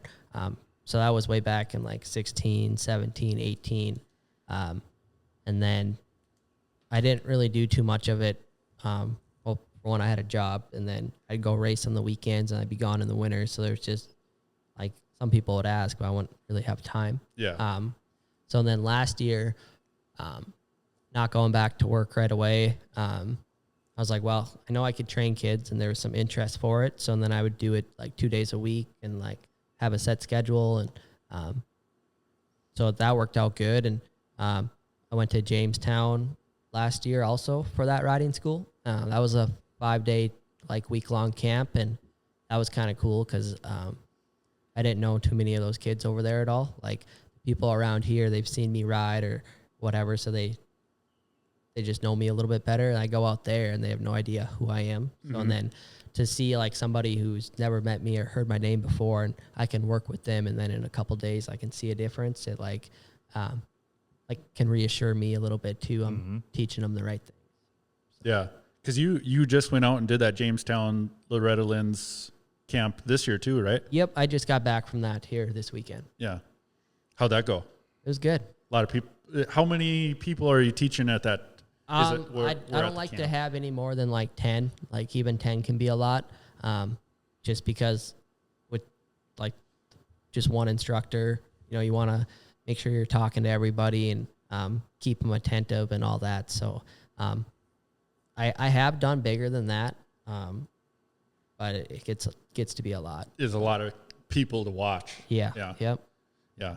Yeah. I thought I noticed on the one kid last year that you were teaching that there was a big difference from the start of the year to the end of the year. It's like, damn, I gained a lot of speed there. Because even we had a junior guy ask Dad at Nadawash that you guys should do a riding school for snowmobiles. And when you were doing it last year and you were successful at it, I'd kind of thought of it too. But for snowmobile, for ice racing, it'd be a little tougher, I think, just because there's so much setup involved into it. Yep. That if we had somebody come out there and their setup was way off, and it'd be hard I couldn't really jump on it and tell you what's wrong, because if I jump on it and it's for a 10-year-old kid, the setups aren't even close. Yeah, or if your sled's not working, it almost defeats the purpose, because you're like telling them to do it a certain way, but their sled's not allowing them to do it, or so on and so forth. So. Every machine, every manufacturer is totally different. Yep. So. And even how you ride it is different. Because like I hang off a little farther off the sled than Herf does, but Herf they get the job done the same. You guys are tall though too. I mean, I'd be like, you probably barely see me on the side of that thing. But then like Wes Selby, he's like kind of the same build as you, and he hangs off that sled, and so just your body positioning. And Jesse Hallstrom came out too to Jamestown one of the days. He's getting busier, life moves fast. So Jesse just got done with high school, and of course he's racing cross country with you guys, and he came out for a day. And then he came to Brooks on Friday as well. Oh yeah, yeah. I'd asked him about Saturday. He's like, "Oh, you should have been there yesterday." The working people are working on Fridays. Yeah, he called Josh on Thursday and it's like, "You guys coming riding tomorrow?" I was like, "What do you do?" Yeah. And he told me he was working on Saturday. I said, "What are you doing working on a Saturday?" Let's work at like McDonald's or something. I think he does his own stuff. He started like a pressure washing. Oh yeah. So I want to say North Star Pressure Washing, I think. Shout out. There's your shout out, Jesse. Free advertisement. Yeah, where's our sponsor? Yeah. Do you like teaching? Yeah, I enjoy it. Like I think I have a good way of like getting whether it's an adult or a kid or anywhere in between, like a good way of relating it to them. So I trying to figure out like how they could understand it. You know? So if I might be trying to tell you or Gunnar or Kyle the same thing, but I put it a different way. Yeah. And if I don't feel like they understood it, I'll use a different analogy or something. So, but a lot, like I had some 65s and dudes that race pro class like last weekend, and like the one dude's just as fast as me, so. Oh, really? Yeah. But even him, like, just do as I say, not as I do, right? So it's like, this is what you could be doing, or try it like this. And a lot of it too, like for these guys, they are pretty good. Like that one kid on the 65 I'm just talking about, he's going to race Hangtown this weekend Oh, really? Yep. Oh, for the amateur day? for a regional. Oh, okay. Oh, let's see. But I try to like open up their mind, right? Like get them to see different stuff, and I be the same thing maybe in a ditch. Yeah. Like just so that way they have more options out there on the track too, Yeah. right? So they're not just like, oh, I'm gonna take this line. Like, oh, how about this? Or how about, let's try it like this. And so like this is a track that they ride often. We were there last year too, a lot of the same people. And depending on how the track develops, so we'd like go around and I'd like find new lines for them. Mm-hmm. And then I'd let them do a moto, and now they're taking the line. It's like, why weren't you doing that 2 hours ago? Like you didn't do it till I had showed you or whatever. Now you see it as a good option, or it's faster. So I think that helps them out too. I can speak on that too, on like when there is faster people up at Brooks, like you or when Jared Yep. is up there, that they develop different lines that it's like, oh, that's how it should have developed, and it just flows way better Yep. than me going out and just berm blasting every berm. Yeah. It's like, oh, okay, he developed a nice line that's actually how it's supposed to flow. Yep. So I can see how that, it's hard to see when you don't have the trust to begin to start develop that line. A lot of it too, like you can see in Brooks, you just try to like open up your corners, right? Carry your speed. So, in the press conference from Hangtown, they were talking about like how deep or not deep the track was prepped this last weekend.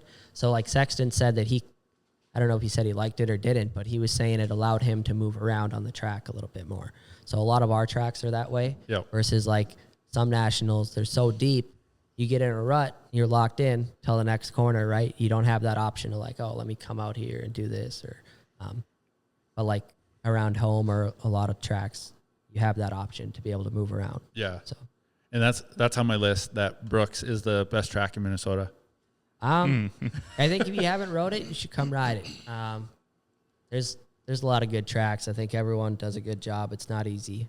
So No, I just like on how Brooks, it's the same width all the way around. It's super wide. we tried to keep a good wide racetrack for sure. So Just like other tracks are fun, but it always seems like they always just try to cram it through some trees that is like, if you took this tree down, Yep. it'd open it up way better and it'd just flow a little bit better. But even you see that on the nationals too. Like you'll have sections that are like, oh, it's 25, 30 feet wide. And then it's like you come into a corner, it's like 15 or something, Yeah. you know?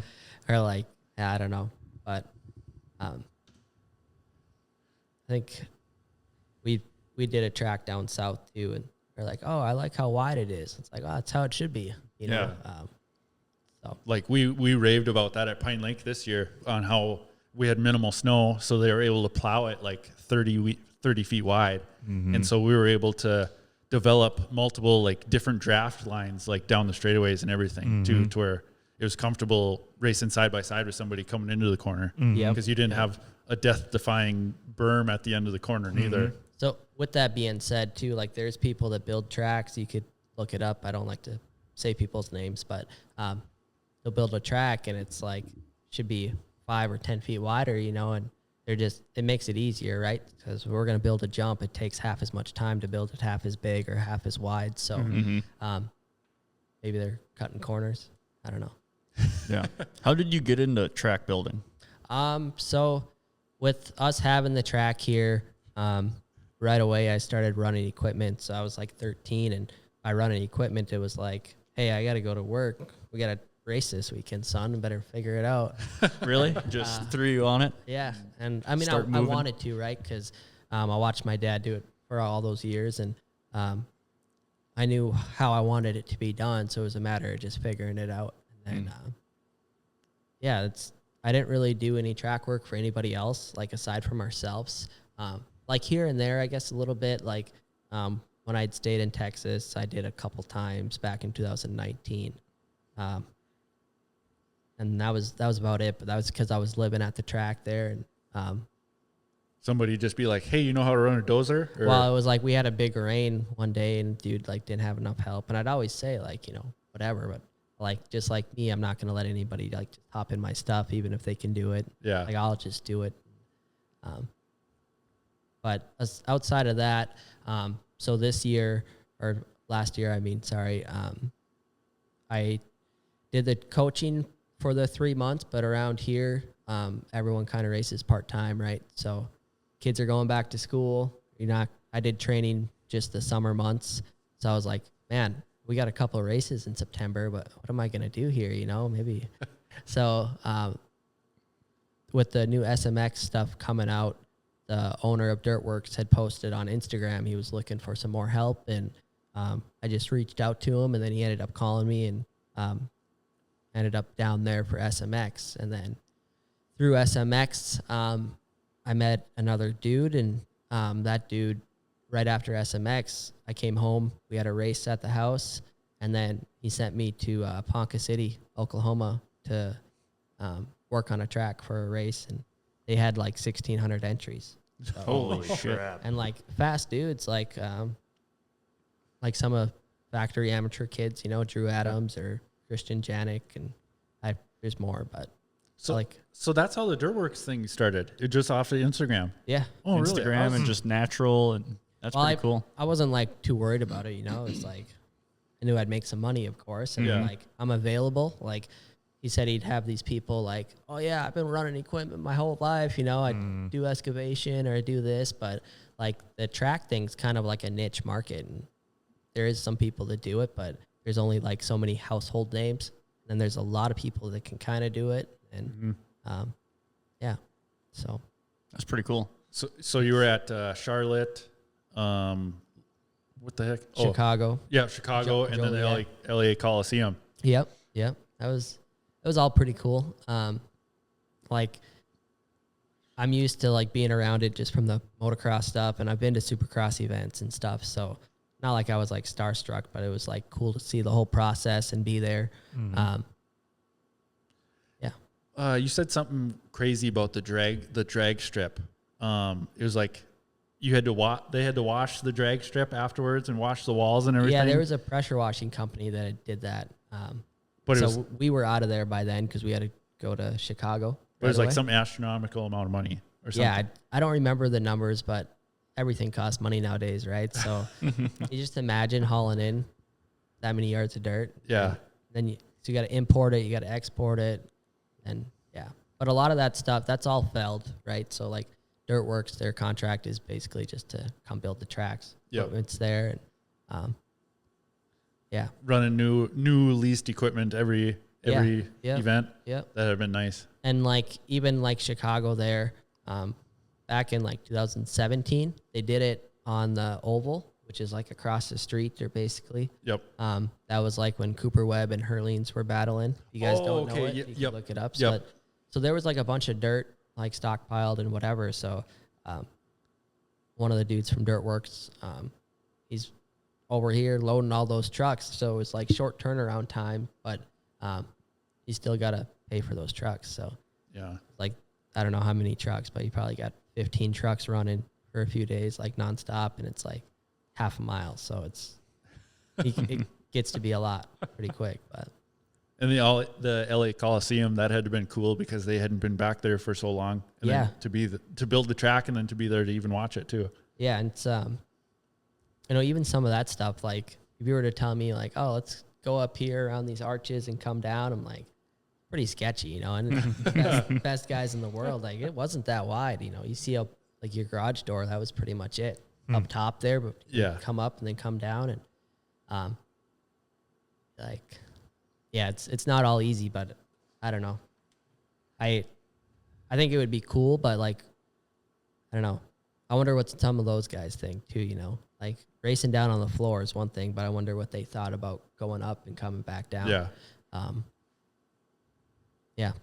What do you like running the most? Dozer, Traco? I like Skiddy? a dozer for sure. I don't have a whole lot of time in a Traco. I did get some more time like this winter. Skid steer is easy because I've been doing it forever, but I like to run a dozer. You guys have that really nice Komatsu dozer up at Brooks now this Correct. year. Yep. Yeah, that's been nice.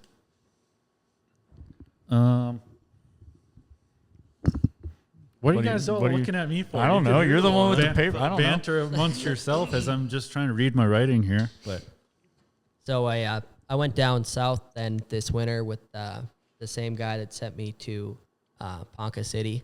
Randy Poulter, you could look him up, but he's built tracks for, like, he used to build all of Kennard's tracks. He did Daytona for a few years. He just didn't do it this year. But when I say he did Daytona, like, he built the whole thing himself. And, like, Damn. Dirtworks, they got 5 dudes. He's like, watch this. So he's One pretty guy cool. built the whole track himself? Yeah. Holy shit. So, like, RC gives him the track map, or is that Yeah. as pretty recent as much. that, or? There's, I think, yeah. We'll leave that one alone. But, Okay. Yeah, so there's a lot more, like, behind the scenes and stuff that, you know, you wouldn't always know or see or hear about, right? Yeah. Like, I don't know if you guys picked up on it too. Like, this year, Carmichael kept on saying, like, Dirtworks, like, the first couple rounds, and then Yeah. pretty soon he was like, oh, the track crew. Yeah. You know? So it's like, The SMX track crew. yeah, so Yep. got in trouble for that, I'm sure. But I heard him call him Stu said the Dirt Diggers this weekend. what's that? The track crew is what. Oh, the Dirt Diggers? I Yeah, don't know. that's what he said. Is that just like a generic term now that they call the guys? That was what Stu said. So Yeah. who knows? Tell you what, he sure mumbles a lot. I think I'm Pretty bad. close to the hard R there. Jesus Christ. Better watch what you're saying.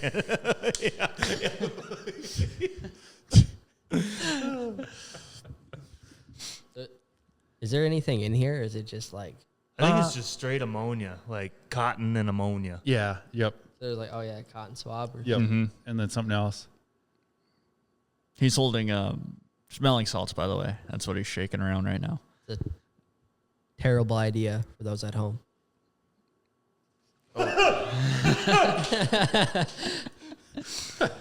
Better than both of them. Yeah, double barrel. Yep, that's the best way to do it. You don't want just the single. Oofta. Is dirt working like something that you think about doing for like a career? Yeah, so I like running equipment. So this winter we built some tracks, we rebuilt some tracks, and then we ended up doing some excavation for a couple months. So it was all the same. It was nice to like switch it up too, because like people think, oh, let's go build a track. It's fun, but it's like, all right, go drive to the same place for 30 days in a row or 2 weeks in a row, and you're sitting in a dozer for 12 hours a day, and it's still a job for sure. So, came home and we had a race, and then drove a few hours and built a little track for our family, and then I did the coaching last week. So I've been busy for sure, and I think like long term, I see myself doing probably more excavation stuff. Not too many people around here looking for motocross tracks, so it Yeah. keeps you on the road. But I do like to do the race events, so probably a combination. Yeah. I should be back out at SMX this year, as far as I know, and I'll be working Loretta's as well. Oh, really? Yep. Okay. How come you never like went to Loretta? Did you ever try to go to Loretta's? I did a little bit. It was before, like, I went to Arizona and started doing all that, but Yep. it was just hard. Like, I was racing pro sport or whatever. I think I did college at the time, and regionals is tough. So, like, I just didn't make it. And then I think I tried 2 years there, and then the Pro-Am stuff, I was like, oh, I'll just go race these, and that's what I did. Oh, sure. Just go get your points doing that instead Yeah. of just trying to go. Correct. Yep. Sure. And then I think maybe a Loretta's run in the future again. Yeah. 25 plus or something. Yeah. Heck yeah. Jeremy's trying to go for Loretta's this year. What class is that for? 25 plus? Heck yeah. Nice. We're getting old, man. No, you're not. Yeah, we are. Yeah, you kind of are. Yeah. Any Loretta's in your future, Kyle? On the RM 250? I bet you it's I not listen legal. to Loretta Lynn, but probably won't go race it. Coal miner's daughter. Yeah, Yeah. bangers. That's about as close as Loretta Lynn that I'll get Yeah. listening to it. So to go down to Loretta Lynn's to do the track work, is that under your guy you're working with this winter then? Correct. Oh, Yep. okay. And then that's through MX Sports, which owns Loretta's and the Nationals and Yep. GNCC. What about getting in to do some of these nationals then? I was maybe going to go to High Point there, but I think I'm going to opt to stay home because got a lot going on here, and I'd like to ride. Otherwise, I'm going to really not enjoy myself in a few weeks when I go race. So I am going to go to Camp Boom Diggity, which is in Missouri, the end of June, do some track work. Oh, really? Moto Playground puts it on. But yeah. Yeah. What Camp, about, Camp Boom Diggity. Yeah, you'd have to look it up. All right, I thought you I just didn't- made up a word or something, No, but no, okay. that's what it's called. That's So, what Brody likes to call his house. like when I did Camp Boom Diggity. when I did the race in Oklahoma there for them, that was through Moto Playground. So they put on so many events a year, and the Camp Boom Diggity, it's just like it's training kids, but they have like all these people come and there's more track work, and it's kind of for the same people. So have you ever thought of like there's some of these privateer guys that like chase all these big money fair races? Have you ever thought about like doing anything like that? yeah, Like- I think it's good. I think it'd be fun too, right? So like if you're trying to make some money, right? They go do it. I Yeah. think a lot of these guys that race, they do have some money. Like, Sure. They have enough Yeah. money to drive across the state to go do this And they're fair. like, oh, I hope I make some money, but if I don't, but then there's dudes that struggle too, not Yeah. gonna lie, but to each their own. I don't think I'd go way out of my way to go race a race because, like right now, if they have a race right around here, I'd probably be there. Mm-hmm. And then you go to Texas, they pay out a bunch of money. All the fast dudes around there are going to be there. Yeah. Mhm. So it's not like it's going to be a cakewalk necessarily, Yeah. Are you going to be around for the Bagley Fair this year? I'll be at Loretta's. Oh, really? Oh, okay. It'd be cool to get a big purse set up for the Bagley Fair. It's like, Bagley, it's just not big enough. It's fun. It's awesome. We enjoy it. And it's a good little event, but like to have a big money purse, or someone else was asking me about it, like maybe for Brooks this fall or something, but I'm like, it's kind of a gamble. Well, you get a few people, Yep. a few more people or whatever, but true. I don't know. We'll see what happens. If you have the money, the people show up. Like, Yeah. like if you put up big money, then people like kind of come out of the woodworks for it. I mean, I know like the people in Minnesota or North Dakota that I'd want to come or a track. So like I would have to do it on a weekend where I know they're going to be available. Sure. I do see where you're coming from with that too, that everybody's kind of spread so thin with Yeah. already planned weekends and everything, that it'd be almost something you'd have to plan like this winter for like next year. Yep. That like, yep. that is this. Doesn't overlap. And Mm-hmm. Huh. Out of all your pro national tracks, which one's your favorite? Which one that you haven't been to do you want to go to? I don't know. I mean, I think Southwick would be fun to go to just because it's sand and like you get out there in first practice, you're just wide open, right? Like Jimmy D last year. Yeah. But my favorite track is probably Redbud. I mean, I like Redbud because it is kind of sandy, and then I like the couple up and down hills, right? I mean, second favorite track is probably Millville, so that's why I'm doing those ones. Or Ironman, I do like that one a lot too, but I've been out to like Thunder Valley and Washougal. But other than that, I've just done those three I mentioned, but it's nice that they are closer proximity to me, but it's just, I think we got better tracks over here. So Yeah. Yeah. I'm like High Point, good track, but like, I don't want to go ride that, so.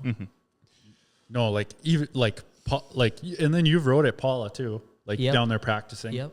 Like the Paula National, and then like Hangtown this weekend.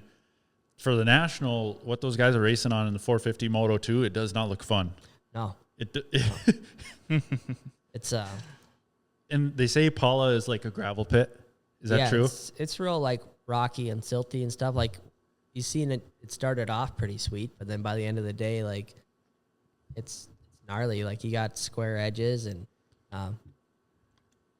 dry and hard packed, and it'll bite you real fast, you know. So Yeah, so the Pro National track, it'd be fun to drive for like, or be fun to ride on when it's prepped.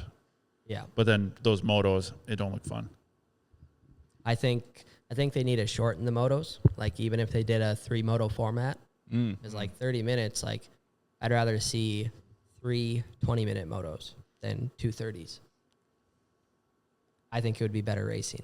Yeah. in Fresher my track. opinion. Yeah, like anybody outside the top 20, even if they're riding 30 minutes, like it's not at 100%. So to get everybody to race 100%, because then you get a guy that maybe he's a 15th place dude, but in a good moto and it's a little shorter, maybe he's a 10th place dude, something like that, you know, or like Sexton, right? He goes down and wouldn't have made it to first in 20 minutes, so then it changes it up a little bit. Yeah.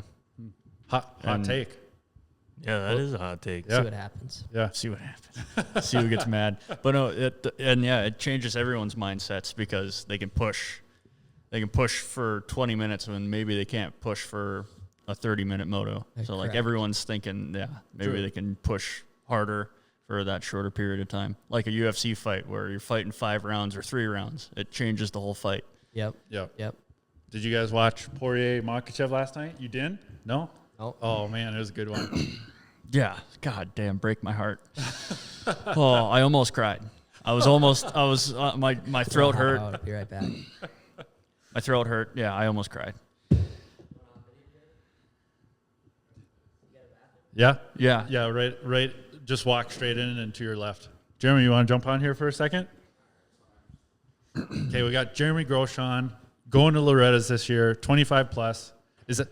How's it going, Jeremy? Not too bad. So you're dating. You put the Extendo mag on her. There you go. So you're dating Courtney Green, Brandon's sister. So you've been up at DMC up at Brooks for many years now. Yep. So you've been around the racing. Jeremy's actually riding at the Arlo Moto compound way back. Oh, yeah. Way back. Where it all when. started. Yeah. Yeah. Oh, yeah. You still got a track at your house? Or your parents' house? Yeah. It's a horse pasture, but it's there. Yeah. Yeah. Nice. Yeah. So Loretta's this year, 25 plus. Did you try qualifying for 2 or? No, I just did. Oh, you just tried to go for 25 plus. Yeah. I don't got nothing for open pro sport. No. Those guys go hard. But, yeah, we'll see how it goes. Regionals in a couple weekends. So. And that's down in Illinois. Yep. Walnut, Illinois. Sunset Ridge. Walnut? Yep. Walnut, Illinois. Okay. Yeah. Sunset Ridge, huh? So that's a trek Yeah. to go out there to go and try to qualify. For like 10 Yep. hours, something. Yep. Yeah, it's about 10 hours away. Got to get top 6 there. So. Top 6. Oh, wow. Yeah, it's gonna be tough, but we'll give her a go. Yeah. Think you can do it? Fucking dirt. I hope so. Yeah. I don't know. We'll see. How long are the motos for that? 3 15-minute motos. Oh, Okay. really? Yep. And they do it over like 2 days. So, Oh, really? Yeah. So one day you might do 1 moto, otherwise you might do 2. Oh, really? So Oh, okay. that's why, like yesterday, we were trying to do a couple 15-minute motos just so I knew I could do it. Yeah. Yeah. Full speed. Yeah. So we're coming around. Yeah. Yeah. Huh. That'll be cool. Yeah. So I mean, haven't gone to regionals for like 11 years or 12 years or something. Oh, so really? Oh, holy cow. Been a minute. No. That'll be fun. Yeah. Work gets in the way with that, though, you know. Yeah. Got to pay the bills. If we all congregate together, we might have enough funds so we could like all take a month off. Just ride. Go ride. Go to races. Right. Well, if I won the lottery, I'd run a race team. Yeah, for sure. It'd be Yeah. a full-time race team of hitting up every race you can. It would be fun. In like 2018, me and Brandon did that for a little bit. We just went around all over the place. Yeah. We were in Colorado for his pro-ams and stuff. So That would be a Iowa. blast. yeah, For snowmobiling, like I'd have a F3 sled, a Pro Champ sled, a Hill Cross sled. Yeah. and- everything. Yeah. Hit up the mountains, maybe. Yep. Oh, for sure. Huh. Yeah. Oh, that would be interesting. Jeremy's rocking the Shop Talk sticker. I am. Oh, hell yeah. That'll be at regionals this year. Heck yeah. That'll be pretty cool to see. Heck Yep. yeah. It'll be even cooler if someone recognizes it there That would be We cool. do have fans. Yep. in Over by Illinois. Yeah, we do. Chicago. Well, there you Yeah. go. And that Derek, he hit me up he said there's fans even further south. That's cool. Yep. Thank you. Thank you. Yeah. Cool. So yeah, that's Jeremy Hall's ass on a bike too. Mm-hmm. Oh yeah, I saw him when we were up at Brooks. Oh yeah. Yeah, up there in the grease. Oh, yeah. It was greasy that morning. Yeah, it was. Yep. It's fun though. Good when it's wet there. Yeah. Yep. Yeah. Gets hard when it's dry. I don't mind the dry. Talk about the dirt or the effort you have to put in. It's hard when it's dry. Well, yeah, obviously it's dirt, so it's gonna dry out. Both. Both okay. I see what you said Yeah. there, Brody. I don't mind the sugar sand, I guess. Really? No. It's not all bad. It's just a little more predictable when it's there's true, dragging moisture in it, you know? Yep. So less dust. That Yeah. always helps. Yep. Yep. Helps the fans watching. Yeah. True. Don't get a camper full of dust. Mm-hmm. Yep. Huh. Heck yeah. Well, do we want to? How long have you been going, Brody? Hour 45. Wow. Wow. See, I told you, it just flies by. It does. Yeah. And you and Ryan had just been sitting there watching the whole It time. was fun. Yeah? It was fun. I was laughing. Yeah. Well, that's cool. Might have to get some bleacher chairs Yeah. in here or something. Start charging admission or something. Hey, that's one way to pay for some of this shit. Yeah. Yeah, there you go. There's an idea. Yeah, we do have Shop Talk merch available still. Okay, so that's one thing we could talk about. If there's more interest in hats and stuff, Yeah. we can make another run of them. Well, I suppose for heydays, should do that. We'll have to make another run for heydays. But right now, I'd say we have 5, 6 of these left. Nice. I would say, and a bunch of shirts left. So, few stocking hats left. We did have some good comments on the stocking caps from our buddies. Yeah, best stocking caps they own. For some reason, the stocking caps are way better than the cheap shit that they were buying. So Yeah. Good to hear. yeah, yeah. At least we're selling good product. Well, we didn't make those. No, we're selling good product. Yeah. That's what I mean. We're Yeah. selling good product. We buy good product to Yeah. sell. Yes. But, okay. All right, you well, want want to hop in? to come Brandon, back on, Brandon? For Thanks for coming in here, Jeremy. Yep. yep. Straight in and to your left. So now everybody who comes over and be like, I know where to go to the bathroom here. Yeah. Just take a walk around if you want. Yeah, sure. I got some cool shit, sword hanging on the wall and statues. He comes back out, he's waving the sword. Look at this fucking thing. You guys, you're talking about like merch and stuff. Be cool if you did some like you upload the podcast right away, or is it? This is Sunday today. It'll be up Tuesday morning. So if you did something like first person to text you, like maybe you say something halfway through the podcast where you ask a question like, "Oh, who won the 2001 I-500?" First person to text you gets like half off. Short gets tagger. something free. Yeah. Something that way, but like they would like make them maybe make them watch. Yeah, I see No, what you're yeah, saying. yeah, that's a good idea. I like that. Brian was winning, and then blew up. Yeah, Yeah. fucking The the business guy over here. I Yeah, like that. yeah, that would be cool to see if they caught it. Yeah. during it. Like a little trivia or something. Mhm. Yeah. Trivia, little Easter egg, like. I like that. Yeah, that's a cool idea. Uh-huh. Keep it interesting. Yeah, maybe we'll have to come up with something. Yeah, We almost have to plan it out. Well, no, not really. We would just help. We would have to we like could- remember what. It's just like RM Fantasy or fucking whatever that MX, Pulp MX, the giveaway trucks. Just Oh yeah, just at the give random. away a truck. Yeah. Yeah, sweet. that wasn't real. Well, the one we listened to. On the way to the Sioux? Where they gave? Oh yeah, Yeah. that was set up. That Oh. wasn't real. Oh. That was just debunked like a week or 2 weeks ago that wasn't real. Oh, that sucks. They had to debunk it. Well, no, the guy who actually won it, and the guy who gave it away came out saying that it was set up, Okay. that it was just for promotion. Yeah. So So yeah, you'd been thinking they gave away your truck this whole time. You were too until 2 weeks ago. True, very true.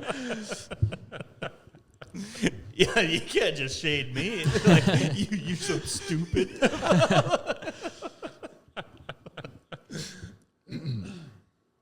Huh? Heck yeah. You guys aren't going to be doing. You guys aren't doing a race the weekend. The weekend that they're doing the Polaris 70th anniversary. Which weekend is it? 17th and 18th of August. I looked it up. It's not on the schedule that you guys aren't doing a race. So like we're hopefully trying to plan to get like quite a few like snowmobile guys up here that weekend to and then we're hopefully gonna have some guys ride at Brooks. Yeah, So let's do it. we're hopefully gonna have quite a few snowmobile guys that we're gonna try to plan something. That'll be fun. I think even like I know Corey Davidson a few years ago still had a track at his house. I don't know if he still rides, but I know he has bikes. That'd be sweet. So Yeah. Hit 'em it'd be up. Like I think Luke Van Lyssel's trying to come over here. Yeah. And other guy, Dan Revering down with Fergus Falls, our buddy Vince. Mm-hmm. Yes. so what you're saying is that's when we do the 3-hour race is that weekend. That would be a blast. 3 hours is the GNCC XC1. That's what those guys do. I think for like the AA stuff that Vince does, I think those guys do 2 hours. I mean, we could do whatever. We could go 1, 2, 24. I don't know. 24. Yeah, it's 24 hours of Brooks. That's what they do out in California. I'm pretty sure they're still doing it. 24 hours? Yeah, and it's like it's gnarly. We Look it up. talked about it. 24 hours Pine Lake would And be. you have 3 riders to a team. You know, like you Yeah. can switch off, alternate however you'd like, and I think that would be so pimp. Those races are cool as hell. They did that Gypsy Tales 500 in California. I don't know if you'd seen anything on that. That was pretty cool. with like the podcaster, Yep. Gypsy Tales, and what did he do then? They did 500. It was like 8 hours, I think, is what it came out to be. But I can't remember how they came up to 500. That it was 8 hours and 3 guys for the team. And it was they were in the desert, some tracks, some desert parts, and there's a few cool videos on it on YouTube. But Check it out. yeah, team racing is pretty cool, like what we do at the Sioux. Oh, yeah. That's what I think it'd be fun to do, a lake race, so like a team race. I think I'd be pretty pissed though. You're like standing there, you're ready to go, and then the dude just like, oh, I'm waiting for you, and you wreck the sled. I'm like, all right, well, what do you do? Yeah. You know, That's Yeah. a big go part grab of a it. wrench. Yeah, it's probably happened more times. My than dad did the Sioux with, who do you race for again now in the Sioux? Cataract. Yeah, that's Collision. My dad did it with them in like 2007. Oh, really? Yeah, like their first year doing it, and I'm pretty sure my dad, Well, they'd been doing it since like the early 90s, because I think late 90s. the main dude that you do with, I'm bad at remembering names, but is it Ryan or is it? Ryan Spencer, Yeah. and Troy DeWald. Yeah, so I think it was Ryan and my dad, and then some other dude, and yeah, there's more to be said about that too. But it was cool. I was there. That was You were at the Sioux? yeah. Oh, really? That was 07. And then who won it? We gave him a ride home. I still don't remember his name. He was on a Yamaha, though. In 4-stroke. That year. 07, that would have been Pretty sure it was 07. Corey Davison or Chad Gecko or... Maybe it wasn't 07. I don't know. It was like, Probably the last year that they ran that Apex there. Yeah. you know, I'll have dive in. Yeah, there. I'm going to look real quick. Get the results. Have you been back to the Sioux since? No, I haven't. No? It's freaking cool. Yeah, I was just thinking about that. They talk about like the Sioux hangover that you have afterwards. It's like all you think about for like 2 weeks. I just remember going there, and it was a cool environment. You know, I was still around because we just got done racing cross country, and I was getting a little bit older then. And I remember like my dad's like, putting my handlebars on, we're gonna do this, we're gonna do that. I'm like, man, all right. I just hop on my dirt bike. I'm like, oh, I hope the bars are straight. Yeah. Yeah, a little different process going Yeah. on at the Sioux. You got to be pretty meticulous, for sure. It is hard for me to go to the Sioux because those guys have their kind of setup that they're used to. And I have to kind of get used to their setup Yep. with like, it's like, okay, you run your brake lever like that, and like our bars are straight to where they have a little kink to them. Yeah. And then when we did the half mile, like at Eagle River or at Lincoln, and then it's even more kinked. Yeah. To where it's goofy Different. to Yeah. get used to it, because Well, like you're changing the ergonomics, right? yeah, yep, Especially for that long of a race, you're used to sitting like this, and now you're holding your arm in a different position. Like, Yeah. Could give you arm pump because you're not used to it, and then you're dealing with that yeah, when you didn't think you were. like they're Yeah, then Okay, so there you it go. can be like way tighter than like what you usually run. Like if you have a whole bunch of different people riding it, so like it could wear you out super fast, and then like for one person it'll work just fine. So true. In 07, Chad Gecko and Bill Wilkes. Oh, Bill yeah. Wilkes raced it this year. is it on a Yamaha? Yep. Yeah, it's one of those dudes. Really? Yeah, Huh. We'll have to- Bill Wilkes listens, so maybe he'll let us know. Yeah. we were in like an S10. Like we just drove there, like an S10 Blazer. Like, oh, you gonna ride? All right. yeah, But I don't remember it all. But They're from Alaska. yeah, that would make sense. Really? Yeah, my dad. You drove them all the way to Alaska. No. But it would be back here, you know, like Thief River or wherever it was, and maybe it was somewhere along the way. I don't know. But, Huh, cool. that's what it was. We Was it? got a ride with Brody and Glenn on the way home. And what year Toyota Corolla is that?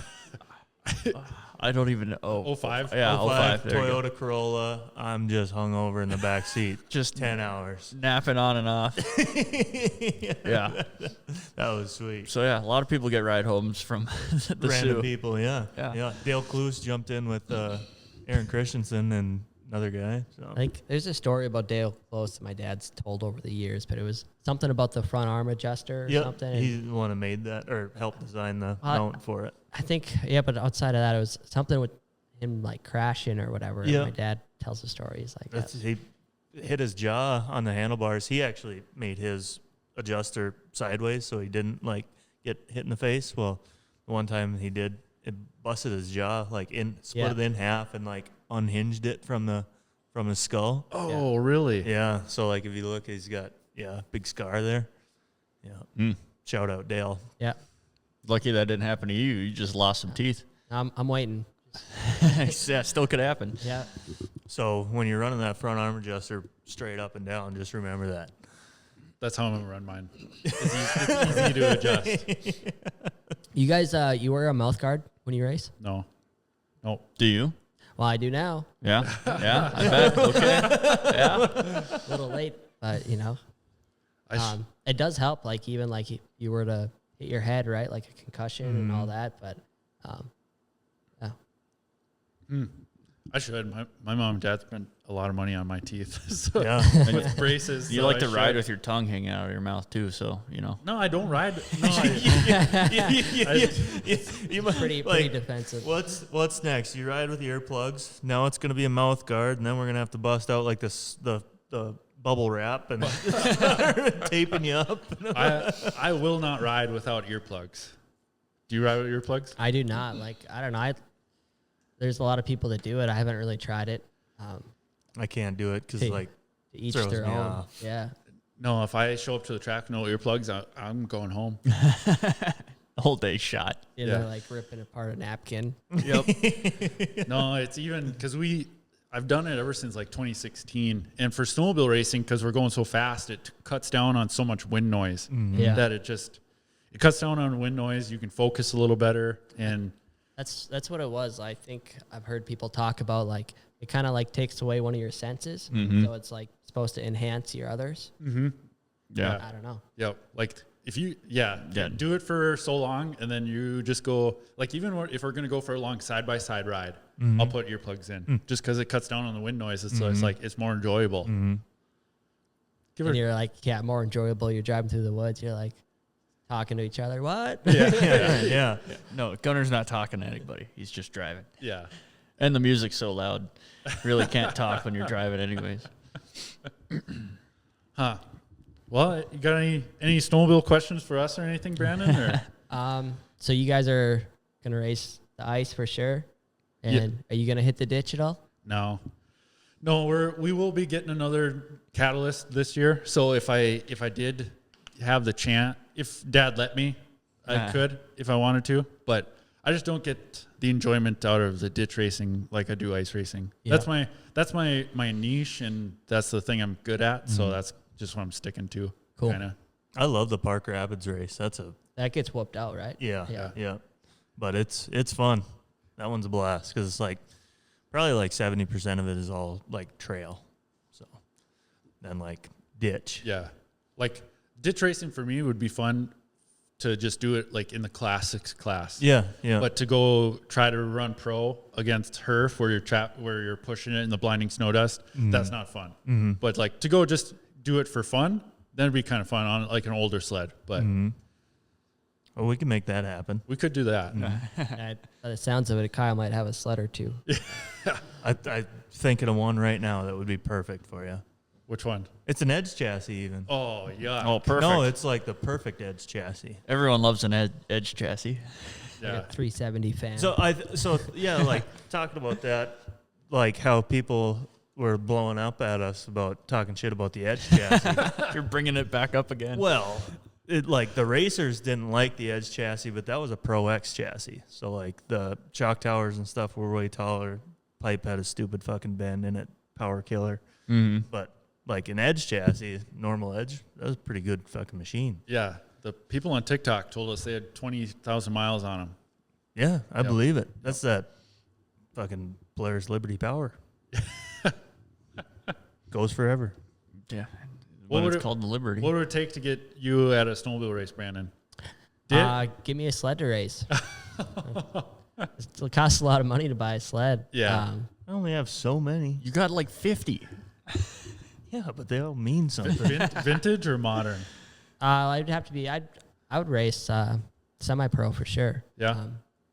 Ice or ditch, it wouldn't really matter. It's been a few years since I've rode a sled now, so I'd have to ride a little bit. But there's a lot of guys I've rode with that race now too, and I don't know. It wouldn't be too much of a problem. Be Yeah. a little bit of a learning curve, right? And I'd Yeah. probably, find myself upside down a time or two. Yeah.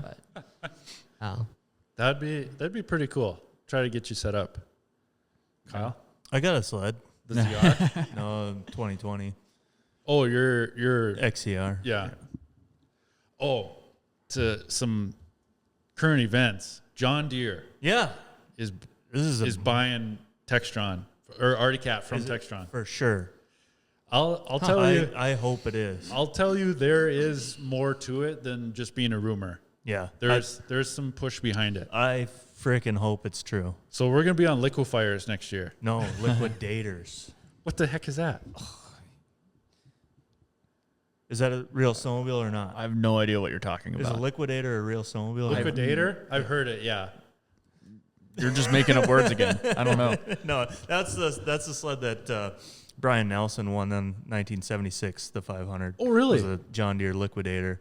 The only other brand than the big three Yep. that have won an I-500 is a John Deere. So would the liquefier have been Trail. after? No, it was a trail model. Oh, really? So yeah, they came out afterwards. We got our Yep. That's what I know what it looks like. I've Big seen- ass scoop. There's a big radiator Just in looks there. like a Polaris Colt or something from here, but No, they're sweet. They're cool as hell. Yeah. Thank you, audience, for showing us that. Yeah. This is why we need a monitor. We Yeah. need the big TV. Yeah. See, we I need need somebody to- else in here. We could Yeah. run. Well, no, I could just cancel my mic. I'll just run the board and the computer. I'll just No, have you a can have the multi- mic. I'll have a sideways mic and Yeah. I can just pipe in every once in a while. That'd be sweet. That'd be sweet with a monitor in here. Hell yeah.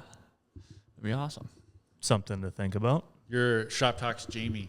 Yeah, exactly. That's Joe what, Rogan. But we should set it up where the people can see it on the TV. well, yeah, exactly. Yeah, it would be behind us. Yeah, but like so they can see it good. Oh yeah, okay, I get what you mean. Like you would have, like we would have to do some editing. Okay, Huh. Know what I mean? yeah, I know what you mean now. I hear you. Yeah, no, if I'm around, I always do come watch some races. Like if I'm home at all in the winter and there's a race, I usually go. But it would be fun to race a sled. I don't see it happening this year for me, like unless there's an opportunity to ride something. But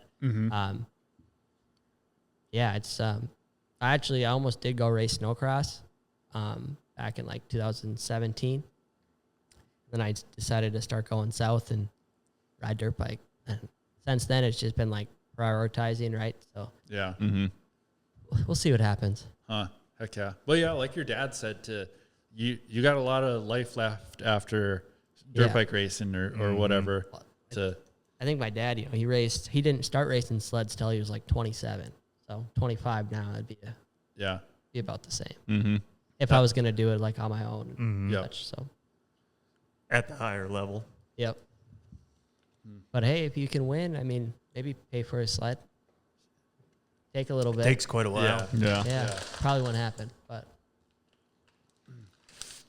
yeah, if you could win Pine Lake's the high paying race. what did you make a couple years ago? Was it With the Pro Open win, the Pro Second and Pro Stock, and then the 10,000 we won for the 440 race, which was split up between me and Dad and Nate, but it was 19,000, I think. So, yeah. that was a good weekend. Yeah.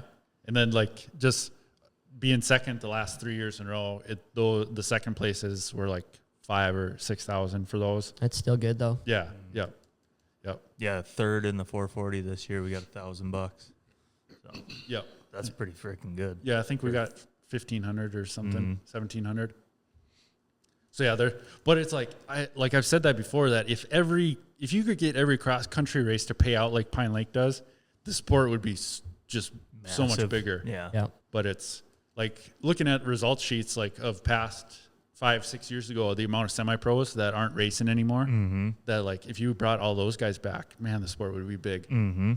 But it does get expensive. But just like everything else, you know, it's kind of like a wave to it, right? So even on the motocross side of things, give it another 5 years. Every 5 years, it's changing. So, Yeah, because there was a dip in local motocross around that 2013, 14. yeah, it's hard to keep track of. I've just seen it fluctuate so much, and you know, kids grow up or they go to college and then they're done racing or this and that, or they got to pay for it on their own, so then they're out of it or whatever it may be, or maybe they just had their fun. Yeah. But it does seem like it's been on the up and up the last 3-4 years that we've kind of gotten back into it.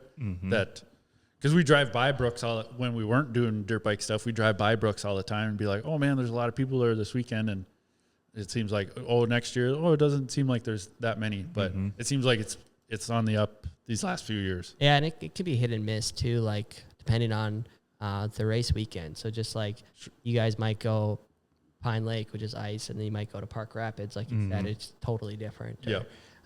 I don't know which ones are racing, but even you go from War Road, or they used to do Oslo, the entries are always. Yep. So, and it's always the first race of the year, there's more, and then there's slowly dwindles down from the first race to the third race, there's less. If I don't win money at the first race, it's hard to afford to go to the second and third. Or you got people wrecking sleds or hurting themselves, and so plays a part too. Yeah. So yeah, John Deere's next year.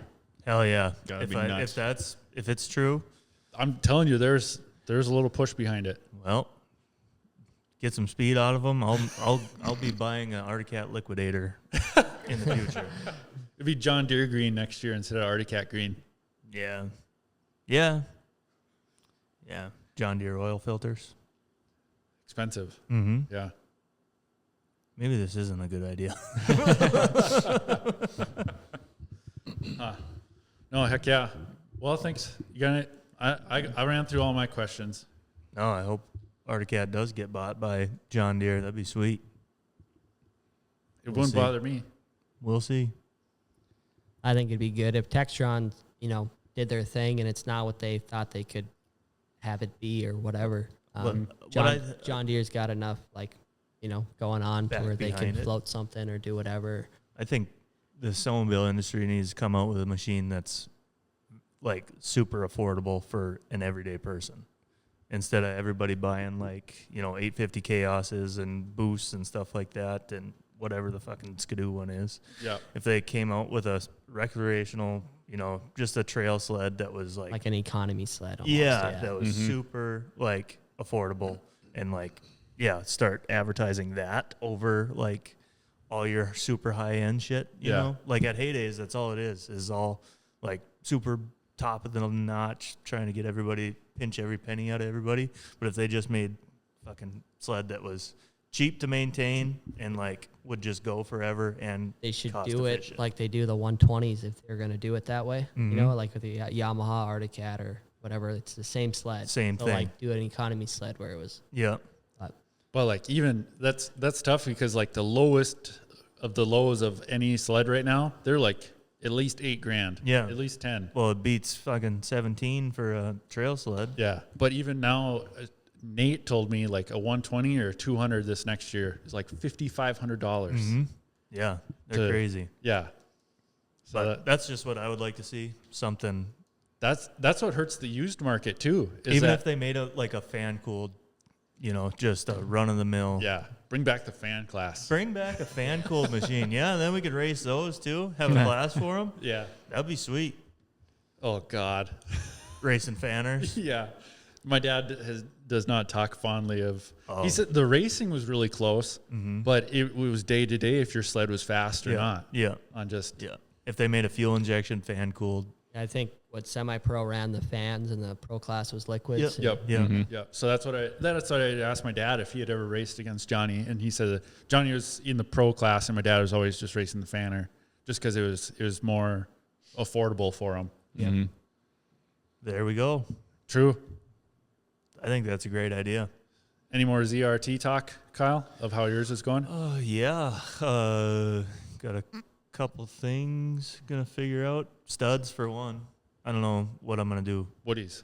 Yeah, obviously, but yeah. If I'm gonna run an R track or not, Oh, we'll see. Because I got 2 R tracks sitting there, but I don't have a 1-inch hacksaw sure. in there. So That's what we it's got. like it's real easy with 2 R tracks sitting there compared to like ordering another hacksaw and then having to clip it and all that stuff, or just deal with the T-nuts. No bueno. We'll see. I don't know, man. You guys got anything else we want us to touch on? No? Yeah. And clutch weights too for like the ZRT. I'd like to get to adjustable ones, but we'll see. Yeah. Instead of like having a million different sets because we're going in totally blind, like with being an open class, you don't know where the hell exactly you're going to want to run Yep. for RPM. So That's where dirt bikes are just so simple and so fun to just ride and just easy to work on. They're still expensive though too. Used to be half the price. Yeah. Mm-hmm. Yeah. Yeah, where are the days where you can go get a brand new bike for like $6,500? Like everybody be doing it then. Yeah. I wouldn't be, but Brody's planning on buying a motorcycle this next week. Supermoto? no, not a supermoto. No, just a Yamaha Bolt I was going to cruiser drive bike. I was That going one to that- drive. The one we were talking about? The one that's in Duluth, that gray one. Yeah, I think yeah. so. I was going to drive the Nighthawk in today. Yeah. To show it off to these guys, but it was gonna rain, but it didn't look like it's rained at all now. So Scared of the power. on wet tar, hell yeah. Huh. But all right. Well, thanks for coming down here, Brandon. We really appreciate it. Yeah, anytime. I enjoyed it. It's good chatting with you boys. 2 hours and 13 minutes. Sweet. That Yeah. wasn't that bad. No. That bad. Like it went by fast. Oh yeah. Yeah. Yeah, you got anyone that you want to shout out or say? Not really. You guys got a dirt bike, come race. And if you're racing sleds, you're watching this. Sorry to bore you with my motocross talk. No, it's good to keep ripping, no matter what it is. Nice. Hell yeah. We'll end on that. Yeah. Hell yeah. DMC Motorsports up in Brooks. Mm-hmm. Best track in Minnesota. Bitchin'. Yeah. Thanks, everyone. Yep. See you next week. See ya.